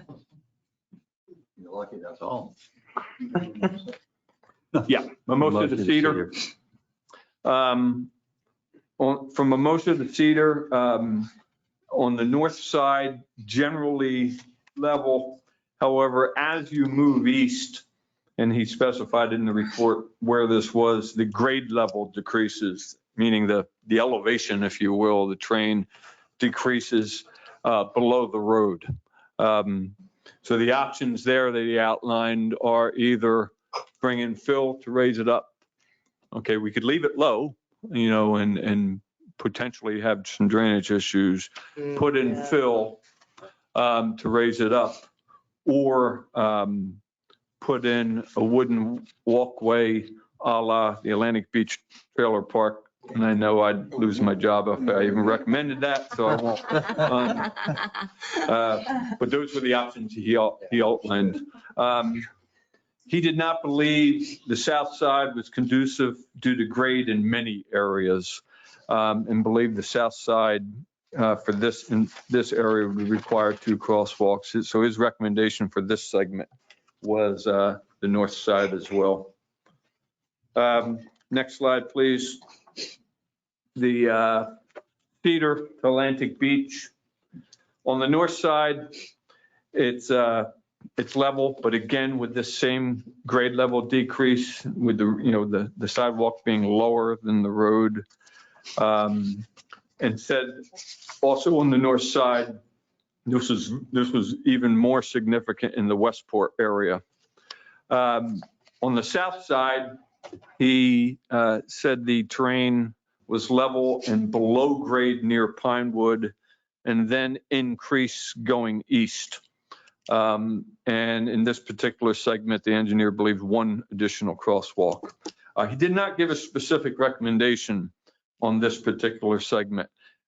He did mention, and I did not put this on the slide, and he mentioned this in several segments, but I thought this was the most significant, that there'd be a conflict with ornamental shrubbery, specifically in the Roosevelt Beach area, and also some of those properties on the south side that have ornamental shrubbery out there near the road. This is also the section where one person has a brick mailbox that would. So he did not give a specific recommendation. The total for all 3 segments, not just this one, it's on this slide, but the total sidewalk estimate from him for Mimosa, strike that, red light to Atlantic Beach is $1,454,616. And that, I asked him, that's on the north side. That's all north side. That's with 25% extra built in for possibility of, Yeah, he has a good contingency. The specifics. It's a large contingency, which is, so it could be considerably less. Or more, Larry, yes, or more. It's always a I'm surprised it possibility. wasn't more. I'm surprised. Yeah. That's a pretty big contingency. The big promise. I saw that too. Normally in construction projects, I've seen a 10 or 15% contingency. Right. But who knows with what's going on with inflation, maybe that's why he pumped it up. So It's good. I guess my question is I think the money needs to be put in the survey, but I guess I'm a little hesitant of putting the tax increase in there because we're not really voting on a tax increase. We're just estimating at a possibility. I mean, we may do some kind of combination. Do you think we would confuse people by saying, it's almost like saying, we are going to raise your taxes to do this sidewalk? I mean, I think that we might want to vote on that, but I think that is what the board believes. We're not going to put the sidewalks in unless we can raise taxes to pay for them. but That's what I believe. I disagree that. if I can just get through 2 more slides Yeah. before we get to the survey. I'm not cutting you off, Alicia, but I have a separate information on exactly what you're talking about Okay. on the survey itself. Just 2 more slides on this one. Actually, just 1 more slide on this one. So the nature trail, the most significant issue, and Melissa, who's on the call at the meeting tonight, the most significant issue on the nature trail is the Roosevelt deed restrictions. And I was talking to the engineer. They're kind of contradictory because one section leads you to believe no, never with the trail. And then there's another section that talks about a trail must. So Yeah. my recommendation going forward on that is, that's up to the state to decide with their deed restriction. They may tell us, yeah, well, we can't do it because of our deed restrictions, or they may tell us our interpretation is we could, based on how we're reading that. So anyway, the nature trail came in at 137,873. The cost estimate, remember we did the design for a sidewalk for essentially the same area. And that was 4 or 5 years ago. Matter of fact, the same engineer did it. The cost estimate for that was 500,000 for a That's 5-foot like sidewalk, nothing, if you keep it in the right of way. And I cannot get a response from the people that we spoke to at the state where they stand on this. So I don't have an answer to that yet. So, well, I'll wait till I get to the survey as well on that. But that's the cost of the nature trail. Larry. Just make a quick comment on the nature trail thing. The thing I found interesting in the documents that the survey provided on the deed restrictions was they says it can't be used for a park. Whatever that means. Well, whatever that means, but that's very interesting. So it can't be used for a park. Now, a trail I think is different than a park. And if that's the case, and they say you can use it for a trail, then that alleviates a lot of my concern that the state might decide to make it a popular thing for somebody and advertise it and put it on some pamphlets and pass around and stuff that, oh, here's a place you should go. That's my concern with that area. If we put a trail in there, that it becomes too open to the public in my mind. So if there's some way the state would agree it's just our trail. Yeah, the Our sidewalks. sidewalks will be open to the public. Right, and a sidewalk's gonna give Yeah, but access. people aren't gonna come just walk, aren't gonna look at it. Naturists aren't gonna look at something and walk down a sidewalk. They're gonna want a trail and they see something advertised as it's gonna bring a different group of people. It's advertised as a trail versus here's a sidewalk you can walk on. Commissioner Edwards. Larry, I think you've got a good point, but I think the state needs to figure that out. Absolutely. Since they have a trail on this property onto the north already, that goes down to one of the dunes way down. So, excuse me, I think they need to figure that out. Yep. And we can move forward on that part of it. If they say yes, so be it. If they say no, then we need to punt. You know, what struck me is the sidewalk from the red light to Atlantic Beach is $1.45 million, and that's about 9,500 feet long. And the nature trail is only $138,000, and that's 7,000 feet long. Yep. So can't we just build a nature trail for the red lights? Oh, hey. East Coast Trails Program. I'm in favor of that. Right through people's yards and everything, that would be great. Your last slide. Well, the next was the survey, and I was simply going to add, before we start talking, Lisa, I didn't mean to cut you off earlier, but this relates to what your point is. This is related to your point on essentially questions 4 and 5. So in there, we talk about a 2-year implications for a 2-year payback. And I want to make the board aware, and I'm on this last slide, that if instead we paid back over 5 years, the tax implication would be 3 cents. And of course, if we then went to 10 years, it'd be 1.5 cents. Then you see the numbers there for the nature trail, which are, if we spread it out over time, which are less. Still nowhere have we decided anywhere in any of this decision, the tax implication. That would come later when we decide how we're gonna pay for the sidewalk. At this point, there is no tax implication until we make a decision on whether they want that or not. I mean, and there's other monies and things like that. I think it's So then you're, It's saying that we've made a decision as a No, board on it's- how we're paying for it. I think it's hypothetical. It's just that if we were to pay for it out of taxes, this is how much. That's Your not what this taxes would go says. up. It says an estimated project. It doesn't say if we would pay. It No, it's says, hypothetical. Yeah, mean, I think that's- it's worded. we should, well, that's the slide, which is condensed down. I No, think I'm we reading have the to be- survey. Well, we have Change to be survey. clear about that. The estimated total cost of this project is, I got that. That's perfectly fine. But to Right. me, to add Yeah.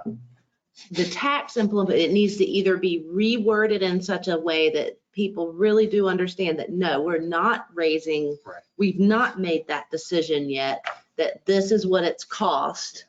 And, We can change that. and obviously that makes sense to you. Like, to me, this reads like, okay, if you say yes, we're going to raise your taxes. We've made that decision already. And we haven't as a board yet. We should put that, what you just said in the survey to make that clear. The total cost of the project is 1.5 million, period. Period. You know, and you could put in the parentheses, this could be, you know, the board would, if y'all want this, that there will be several ways that we're gonna have to pay for it, and leave it at that. I mean, we don't know how we're going to move forward. We haven't made that decision or discussion yet. Did you have some ideas on how we're going to pay for this? Was that a, did Well, you? not for tonight, but I had said in the past that, I cannot find any, we've had some good luck in the past few years on grants, so we're getting good with grants. I haven't found any grants for these, some little things, like the state has a trails program that we could get some of the design done on the nature trail. If it's the same department that would approve it, by the way, approve the trail itself. But bottom line is, I don't see any grant opportunities Right. unless something happens with this infrastructure bill that they're talking about 600 miles north of us. Though, I did mention this, when I read on, what I read on the web was, I did not think, job creation type things and Right. so I don't see any grant opportunities. So I would see either debt service as a potential, Mhm. or tax increase over time. What about, Go ahead. Ted. what about fund balance? Our fund balance, we've got 6 months, right? At least Yes. of expenses. Our fund balance, if my math is right, is increasing at about $250,000 a year, or it's been doing that. I'm not suggesting we dip into the fund balance. Perhaps the fund balance going forward, some of that can be used to offset this. And there's no reason why we're going to build up our fund balance where it's a year or something like that. I don't know if that's We aren't- feasible or not. Let me just pull everybody back into what we're looking at here today. We're not deciding how to fund a sidewalk. We haven't even decided we're going to build a sidewalk yet. I mean, we're in a hypothetical mode here. What our intention tonight is to agree on whether or not we should send out the sidewalk survey to get a better idea of what the public wants in terms of sidewalks in Pine Knoll Shores. So it's, do we send out the survey with the hypothetical, if we were to do it by raising taxes, figures in there, or do we not send out the survey? I think, so you're saying that you've got to put the tax increase in there to send out the survey. I'm saying send out the survey, but just tell them the estimated total cost of this project is Yeah. 1.54 million, and leave it at that. I mean, we're going to have to figure out how to pay with that, either That's fund balance, tax increase, or, Yeah, a yeah. magic We wand should- comes and we get a we should- thing. But you're saying here that, I don't know, I feel like it's putting words in my mouth that this is how we're deciding to pay for it, and you're sending a survey out to the public, and I disagree with that. Larry? That's just, if it was I think- taxes, that's what it would cost. That's all. I think you're jumping ahead with the assumption that somehow it's going to get done. It may come back that not enough people say yes. And this to me, this lets them know whether they should say yes or no. Yeah. If you just say, do you want sidewalks? Oh, yeah, hey, that's a good I idea. said I want leave in it. the Are you one- willing, are you willing to pay this for it? Right? Yes or You no? do. You're saying estimated total cost of this project, leave that in there. You're telling him this is what it's gonna cost. Yes, but they can interpret that, that fine, the town's gonna spend that money. They're not gonna raise my taxes. The town's gonna do it some way. They're gonna get a grant, that they got the money and they're gonna do it. They just wanna know if I wanna do it. You're not telling them it's gonna have an implication on them. Is my problem. But you're going to the opposite end and you're saying, okay, this is the implication, but we don't even know if that's the Let's go in the implication. middle. Go in Let's the go in the middle, say, middle. if we do this by raising taxes, here's the implication. Would that be better? No, I don't like that. No, I don't see another way to get it done. This is the Without cost and this, yeah, And, if we were to do it, but there's been no decision on whether we're going to do it or not, but if we were to do it, this is what it will cost. I think You an people annual understand if you say this is the cost that we're gonna figure out either by raising taxes or fund balance or something, that's what we're gonna do to pay for it. And So you're assuming we're gonna do it already when you make that statement. They're gonna figure out. Commissioner Connect, please. I think that, at least what I suggest is we go off the survey and we put in that cost figure. And we also say, worst case scenario, or estimated worst case scenario, if we do not find the funds anywhere else through grants or whatever else, this could result in a tax increase of 1.5 cents estimated per $100 less value over a period of 10 years.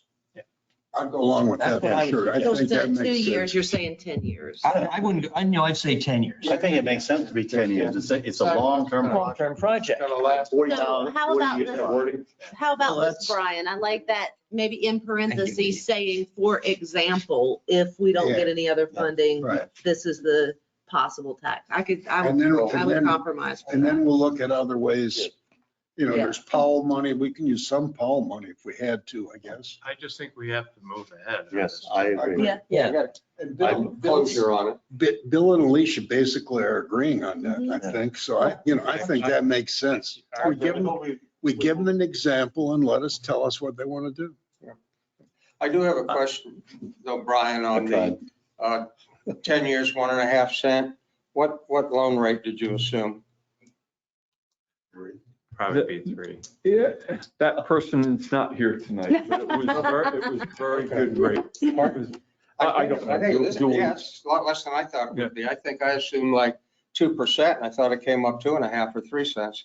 So maybe I did it wrong on the amortization, but All right. I would just say check that figure before you send it out. I move we go ahead with the survey and work out the wording Yeah. that have been discussed tonight. We can look with some. And move forward. It's just It helps worst case with the scenario. transportation Yeah. planning committee. There are some other open parts to it that we can have discussions about later. on. Alicia, you want to make that motion?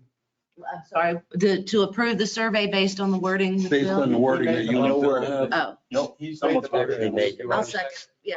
Okay. I know, the- Motion by Commissioner Edwards, seconded by Commissioner Durham. Is there any further discussion? Commissioner Connect. Are we going to include the nature trail in this survey? Mhm. I suggest we don't, since we have no idea what the state's going to approve. Why not just do this? At this point in time, don't confuse the issue.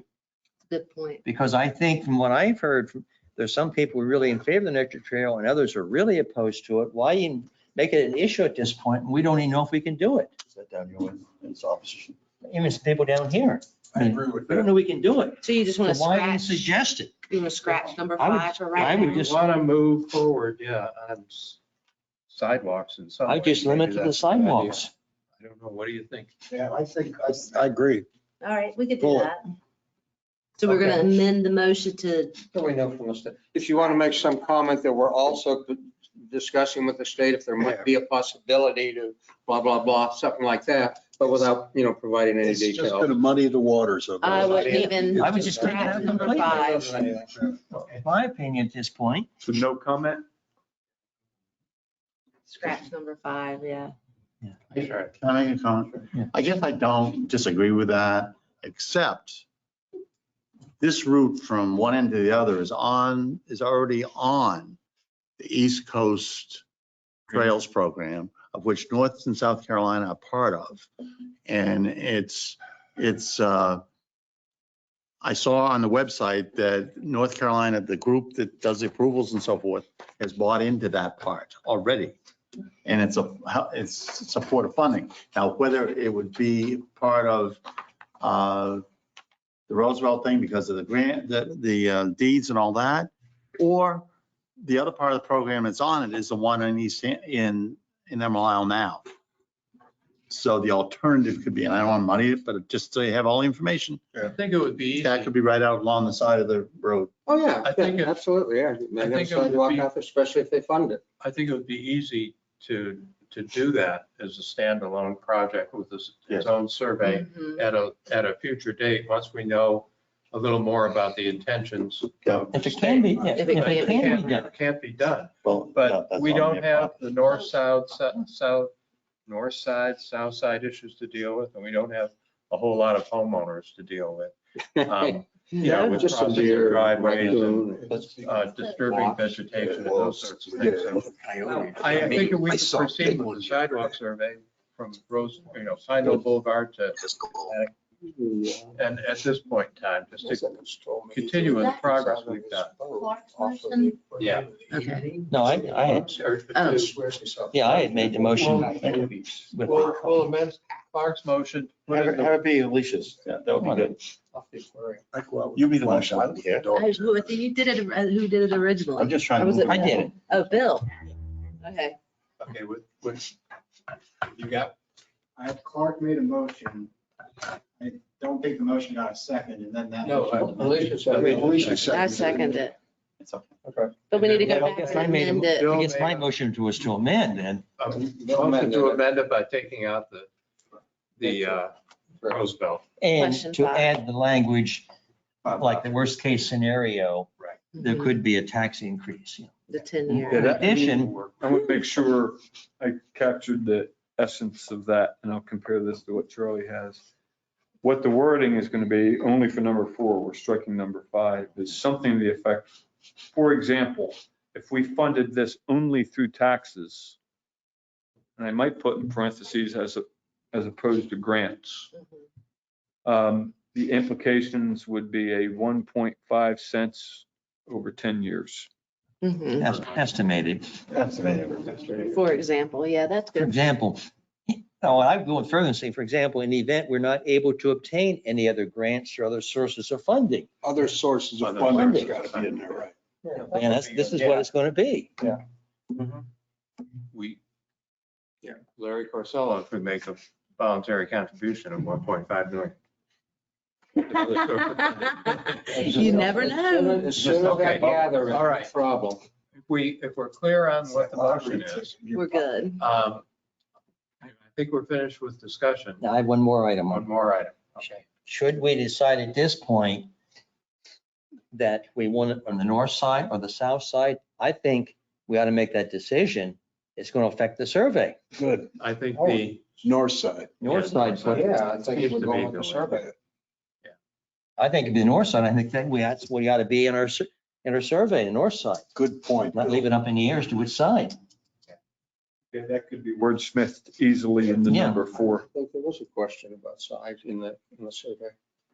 There was a problem. There's been a lot of talk. okay, we have a motion with a number of amendments to it. Is there any further discussion? No. No. All those in favor say aye. Aye. All those opposed? Okay, it's unanimous. So we are going to make these changes and go out with this. Yes. Absolutely. Well, you want to send it to a couple of us to look at Yeah. first? Yeah. Whatever. It's going out in- Okay. Is this going out in mail or on? Charlie, what was our distro plan? Survey Monkey for sure. Survey Monkey and mail. We're gonna put a code on all the surveys. Okay. So if someone doesn't want to mail it back, they can submit it online. We'll collect all the mail and the digital. Perfect. One way I want to make sure he doesn't. Double Yeah. count people.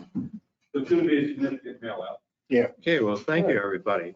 That was good. I'm glad to see progress.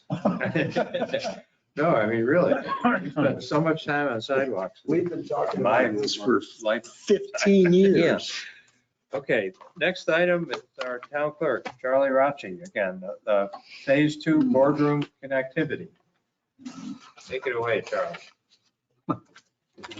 In my last month's report, I discussed the possibility of upgrading some of the electronics in the boardroom to further increase the connectivity following the phase 1 connectivity plan, where we put this new system in so we could broadcast our meetings online and add new cameras and audio abilities to help us with COVID-19. I think it's time we start to consider the next steps for this program. And I have a couple recommendations I'd like to bring to the board today. This was discussed with myself, Larry, and Alicia at the admin committee meeting a couple weeks ago. So a couple of the items I'd like us to consider are new digital displays, replacing the ones that were destroyed in the lightning storm. Those I've recommended are Samsung DCE 65-inch screens. Larry and Alicia believe that we should just have one on the back wall behind here to help with audience view. I've gotten a second opinion from Brian that maybe we want two back there. This is something we want the board to discuss. Those screens would be optimized to work with my system over here, and that they would run directly from it and make it much more user-friendly if there was a clerk in the future who'd like to possibly move forward with that process. I'd also like to suggest the possibility of removing a screen that the commissioners would need to see presentations and instead move forward with the digital use of agenda packets and presentations. Sorry. And I think that's a good way for us to reach our strategic plan through cutting down on our paper usage. It's okay. We got you. And also some cost savings through the lack of printing that would be needed. And our recycling tipping fees, right? Yeah. Well, they don't. Also, just the amount of paper that'd be used, the ink that's used to print on all the paper. It's something we need to consider. So that's part of the recommendation. We'd also like to look at a surge protector for the AV system over there. I've been recommended an industry standard, which is the Surgex.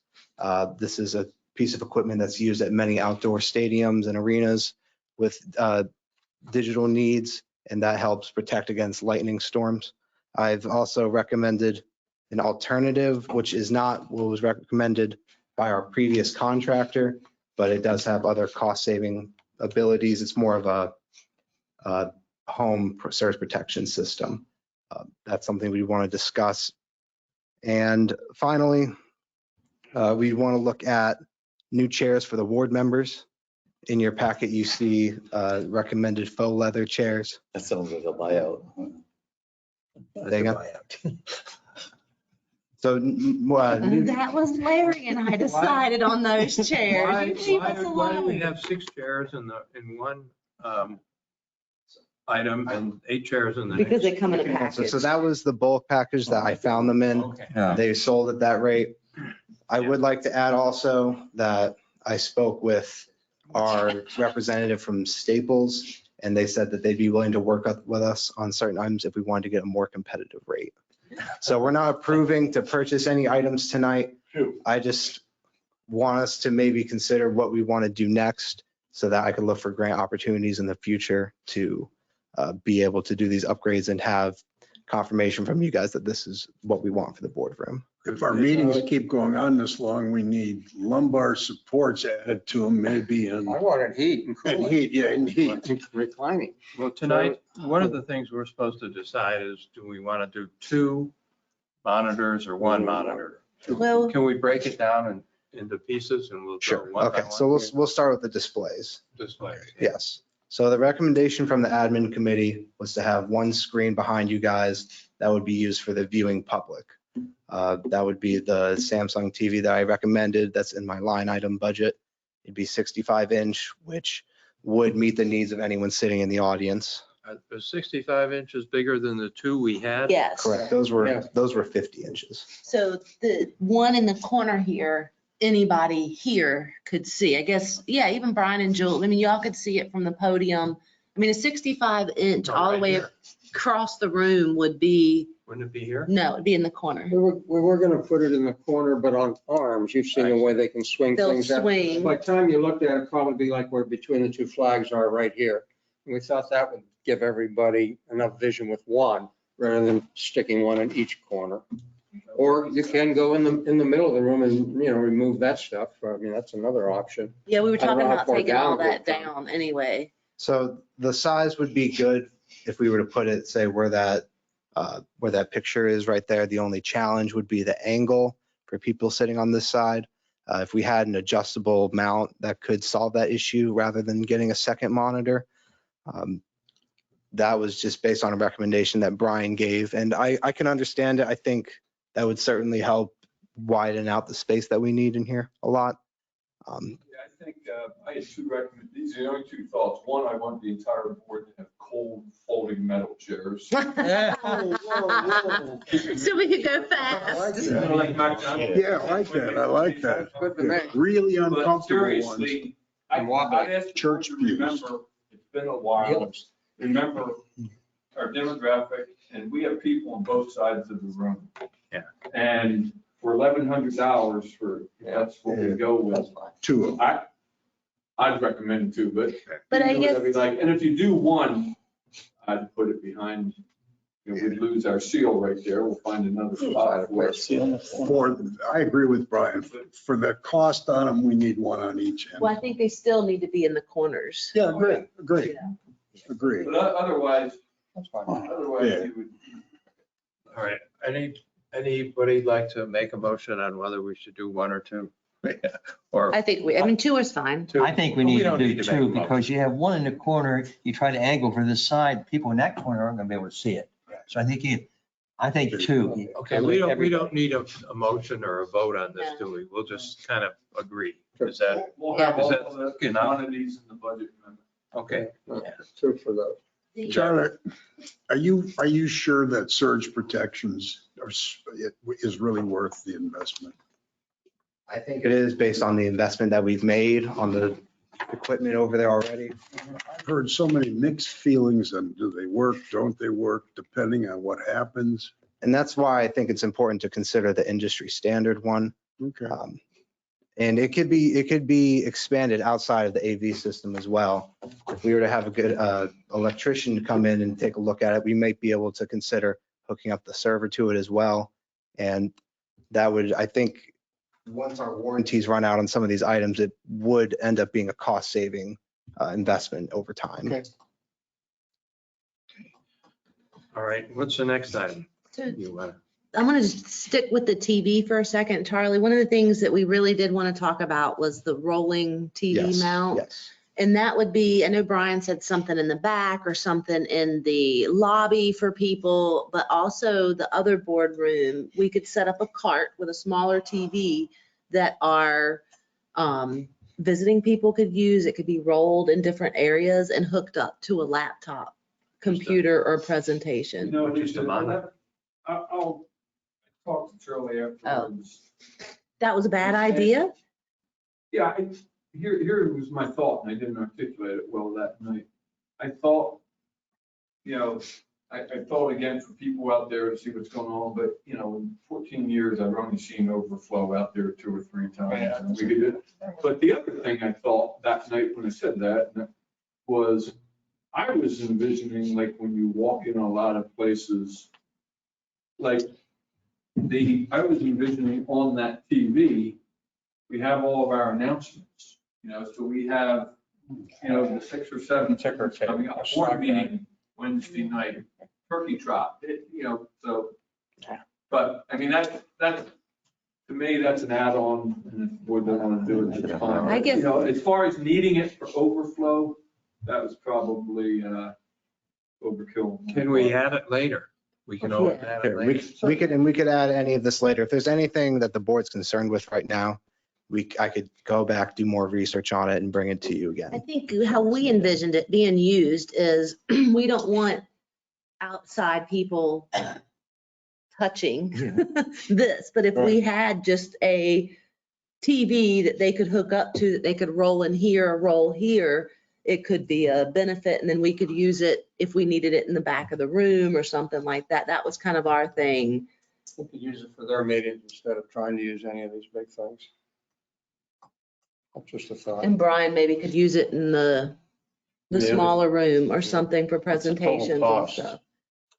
That was like, Cost of the project, I hit ching, ching, ching, ching, ching. on the line item budget I gave, I think it was about $6,000 for all of this or for just the rolling cart? for all All of of it. Oh, everything. And we have the CARES Act funds about 31,000. We've used that. We'd We've have to- used that, We'd have oh. to search for no other grant opportunities. Okay, search for other green opportunities. Did you send something out? I was away. I didn't see that anyway. It's in the last page of your. blue. It's not total, it's there, Oh, page okay. 81. It's just, he's Yeah, broken memo. it. Does anybody want to talk chairs? Or Yeah, the No, I don't leather, want and socks. this is a particular style issue, like these chairs will look nice back here compared to the mesh chairs. Here's what they look like. Cost difference isn't It's that the big. cost difference, like 90 bucks, because it's, I mean, you want to look professional, you don't want to look. 85 bucks. Public, a little town like Pinehills. will which say. ones are going to be more comfortable and which ones will last longest? The leather chairs. Place where they're at. The mesh chairs are just little inexpensive, but I mean, we could use those. The other thing we did talk about is coming up, you know, and like I said, trying to use some of these digital things. If we did do that, we might want to put some plugs Well, into the strip. That's based on what I found in Emerald Isle and Mhm. what they've moved to now. They've begun to digitize their boardroom. I think we'd want to get ahead of this curve a little bit before things start to price us out a little bit. I think there's a lot of opportunity here to make those improvements. We need to make improvements to our boardroom connectivity after the lightning strike. And at this point, I think I'd like a motion that we give Charlie the go-ahead to proceed, Yeah. and But I just including wanna- looking for grants. Yeah, and I just want to say one more thing about the digitization of everything. I mean, we do, I don't know about you guys, but I take all these pages home and recycle. I don't keep these books and books of information. And I think it is, if we want to be a green town and talk about being environmentally friendly, we need to walk the walk the same way in all different ways as best we can. So we talked with Charlie about, they do have laptops here that they can set up and things like that. So there's ways to do it. And then there is ways to also tell Charlie, hey, can you just print me these pages? Like, so say Bill wants to really edit, mark up something, you can print just those pages and not the whole package, not the whole PowerPoint slides and all of that. Because we did have that discussion about putting the PowerPoint slides back here, but then it's like, why aren't you digitizing 81 pages of Well, information? does that mean the town would buy iPads or some kind of notebook for each commissioner's place? That is an opportunity down the line. I think for the time being, trying it out with personal devices is a good way to start and just see if that's what we want to move forward with. well, would you have the same issue with committees? Do the same thing? I think you We would, would try, yeah. yes, we would try. If we were, I know. All right, are we, sorry. Question on, as you can see, I had an issue with trying it. Except I couldn't get the slides to open on mine, so Charlie's gonna have to tell me why it won't, my Mac won't open what he sent. But anyway, the other stuff, the whole packet was on here just fine. But the question I have, Charlie, and it's not an easy one, I think just in trying to work it through the computer, I found out that when I have this, I follow everything that's happening. Then I write all my notes and things and what's gonna happen with it right on that page. right. How do I do that if all I have is that page on my screen? I don't think I can write on what you sent me. You follow what I'm saying? You'd want a Word document open at the same time with your meeting notes, similar to what I do. Or a pad, Rather have a you can, but Oh, I how can many? write once. take But my- let's go back to that. I used to write on my notes too, but then what did I do when I get home? I keep take them. notes. keep them. I don't keep them. I mean, I Well, don't. that's fine. keep- Yeah. I think I we write can't, notes all over that we stuff. aren't going to have computer lessons right now, okay? I think we're all Yeah. on board with giving Charlie the go-ahead to proceed. Is that Yeah. correct? Do we need a motion? Comment. I'm familiar with the existing ARP guidelines, and I'm generally familiar with the grant landscape. I just asked the board, not tonight, but to consider if we want to have this up and running when we reopen town hall for a $5,000 or $6,000 expenditure, I don't think we're going to find a grant. Yeah. A category Right. 310. Just down the road, we might think about funding this out of fund balance with a Right. budget amendment, $2,000. That way we have all this stood up when we have 30 people in here. Good idea. Because I don't know of a grant for a town to get $6,000 in audiovisual. No. You know, it's all these days, it's all resiliency related, it's all, or hopefully will be infrastructure. But we aren't, are we being asked to pass the budget amendment? No. No. Okay. No, just ask you to have that in Let's mind. just do what we're being asked to do tonight. And we'll deal with the budget amendment later. But with $5,000 or $6,000, I think we have to proceed. How are the chairs got to do with connectivity?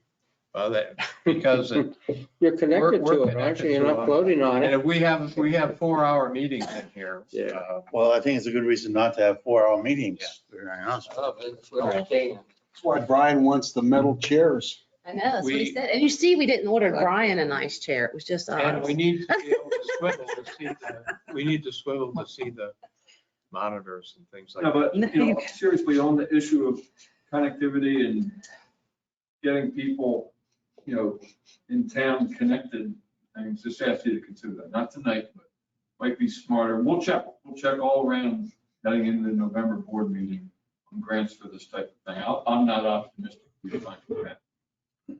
Tier 3 town. I think it. I think Okay. just having- I have one further comment, and that's regarding the chairs. The chairs, I don't want the public to think is just for the commissioners, if we get the chairs. It's for all our committees, all the meeting here and sit up here. Yeah. For everybody, it's not just us. That's right. And $200 to $300 is not much at all. Boardroom is used by everybody. You know, it's everybody. These chairs are, This has been ancient. well, uncomfortable in my mind. Okay, do we need to do anything else? I think we're all on board. Giving Charlie, go ahead. Approval. Okay, Find it further. thank you, Thank you. Charlie. Next item on the agenda is the second public comment period. Do we have any?